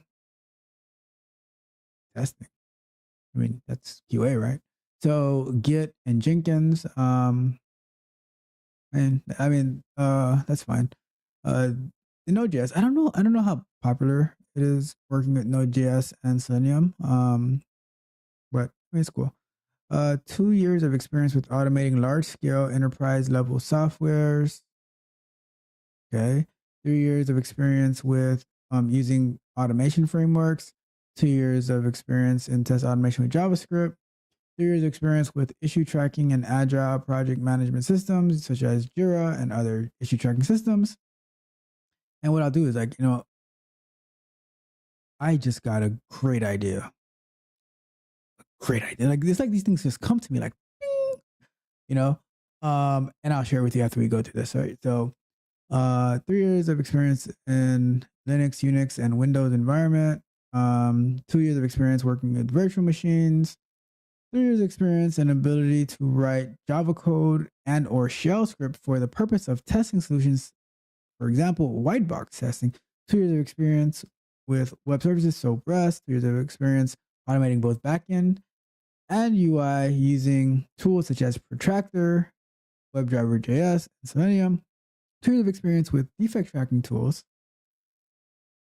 2 years of experience with continuous integration and continuous delivery environment. 2 years of experience with CI/CD tools. 1 year's experience with relational databases, database management, or database. 2 years of experience with Java, SE or EE, web technologies, web services, XML, microservices, Linux, Solaris, OS experience. 100. Okay, here we go. 100% remote position. Telecommuting will be permitted. When not telecommuting, must report into offices at 19015 North Creek Parkway, Bothell. Well, it's 100% remote. Telecommuting will be permitted. When you're not telecommuting, okay, what is the definition of telecommuting then? Maybe I'm missing something.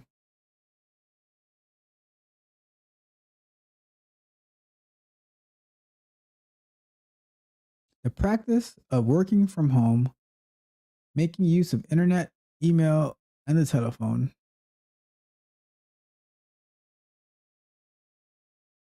And they say telecommuting, so it's 100% remote.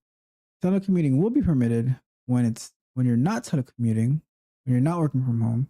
You must report to the office at this location. All right, so that's that. And how much are they paying again? 110 to 141,000 a year. It's not bad. They have over 200 applicants. Although it's 100, like, I don't know, because this is telling me that they want somebody locally, and based on what this says, they want somebody locally.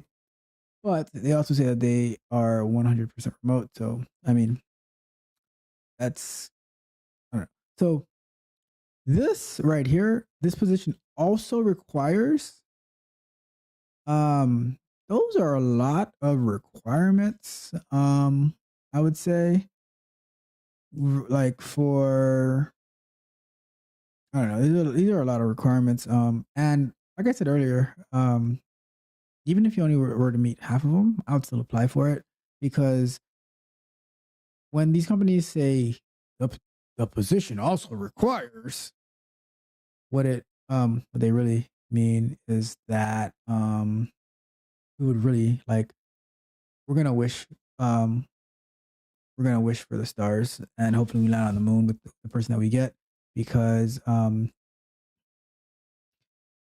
somebody, like, if you find somebody who meets every single one of these requirements, chances are they already have a job where they're Move on, back to work, chop chop, let's go. Come on, get a move on. You're back to work, back to work, back to work. How dare you? How dare you? We are actually finished with working for today. My friend, we solved our issue. We were able to automate the whole form using a data provider and a CSV file in TestNG with Selenium WebDriver. So thank you very much. So back to what I was saying before. I was so rudely interrupted, right? So I think we're like, we don't need this share screen anymore. So yeah, what I was gonna say is when they have that long list of requirements, like for you to find somebody who meets every single one of those requirements, chances are there was another company who wanted those requirements as well, and they're not gonna let that person go that easily. So it's a nice to have. It's a good wish list. It's like my Amazon, what I'd like to have, but nobody ever buys from me. So it is what it is. I would say that apply for it anyways, even if you're remote, because this thing says, like, it's a little confusing, but it says 100% remote. And the idea that I had was, how do you get ready to apply for the job that you want? So since we're talking about QA tonight, how do you get ready to apply for QA jobs? And the answer for that will be revealed in another live stream or video, maybe on a Tuesday night class. So if you want the answer to that, you're gonna have to tune in next time.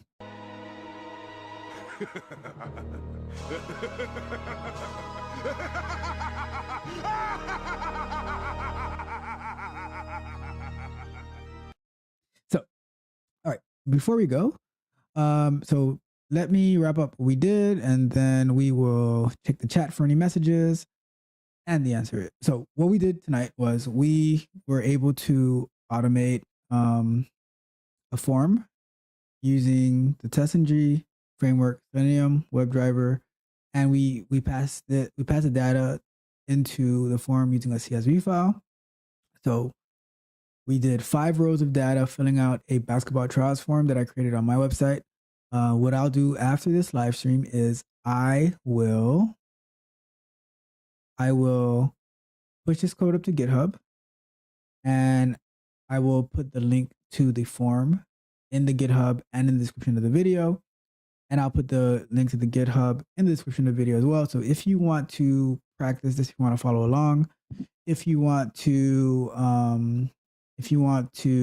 practice automating the form, integrating the data provider, setting up TestNG, you saw what I did in the video. You can try it, and if you have any questions, you can leave me a comment. You can email me, whatever it is. I will definitely get back to you. I appreciate you watching.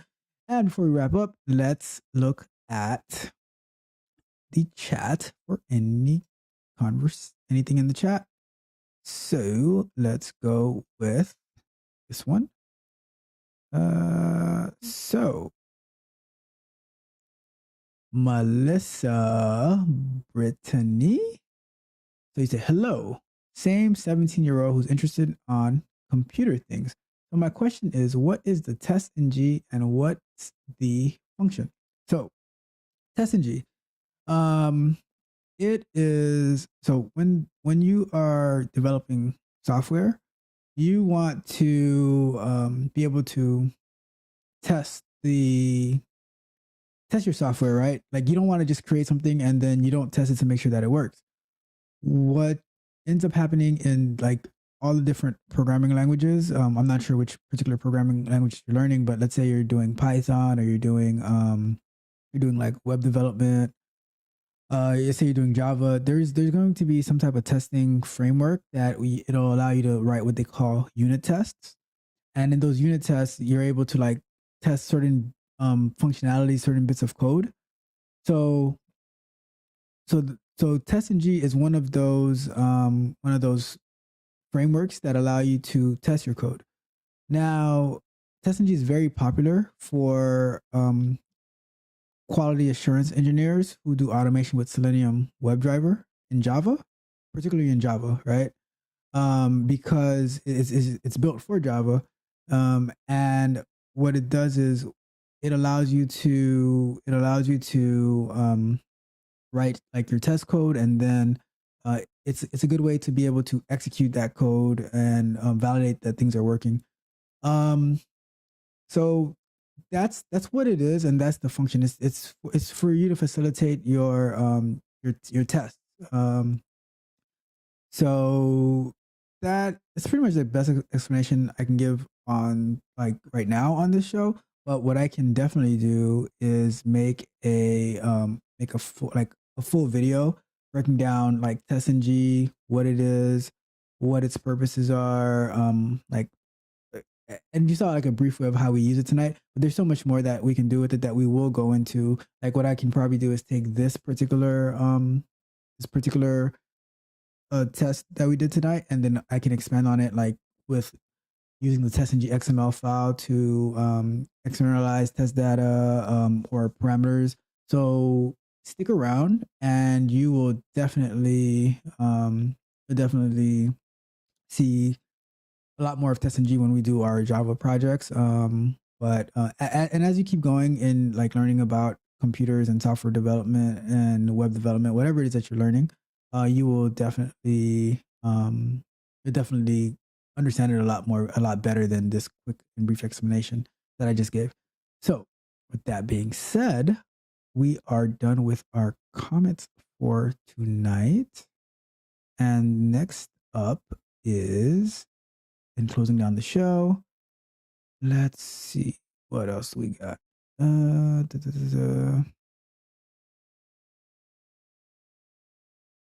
We got where? Okay, so like I said earlier, we have a show coming out tomorrow, a pre-recorded show, The Bug Bite. Tune in for that. I don't remember what the topic is. It might actually. Oh, I know what it is. It is going to be about that Tesla that went up in smokes a few weeks ago. So definitely check it out. It'll be very entertaining, very fun, and we will go through that. And then Sunday, we have our afternoon live stream where it's going to be a software exploration, but more on the technical side or on the infrastructure side. The DevOps side, we're going to be going into AWS, Amazon Web Services, and setting up an EC2 instance, installing Docker on it. Actually, I might use the one that we already have, actually, and that from a video that we did prior. And we can then, I'll explain it in the video, but we're going to get our Selenium Wire project onto that AWS instance, and we're going to run it from there. And then next week, Tuesday, tune in for our Q&A session where we just talk about things. And lastly, look out for the shorts that are dropping and the clips from our pre-recorded videos. And lastly, if you have not done so yet, like the video, share. Oh, wait, one more before. Oh, almost left. Okay, let's see. Melissa says, so TestNG helps you test your automatic tests of Selenium, right? Yeah, it facilitates those tests. So it facilitates the test. So when you write within the TestNG framework, you're automating it, and TestNG is what helps run it. It's the facilitator of that. So you are correct. Again, you get one of these and one of these. You are awesome. So very proud of you for the way that you are able to understand this stuff and pick up on it. And like I was saying before, we got that great information from Melissa. If you have not done so yet, please remember to like, share, and subscribe to Tech Coach Ralph for more fascinating information in the tech industry. And on that note, my friends, we are out.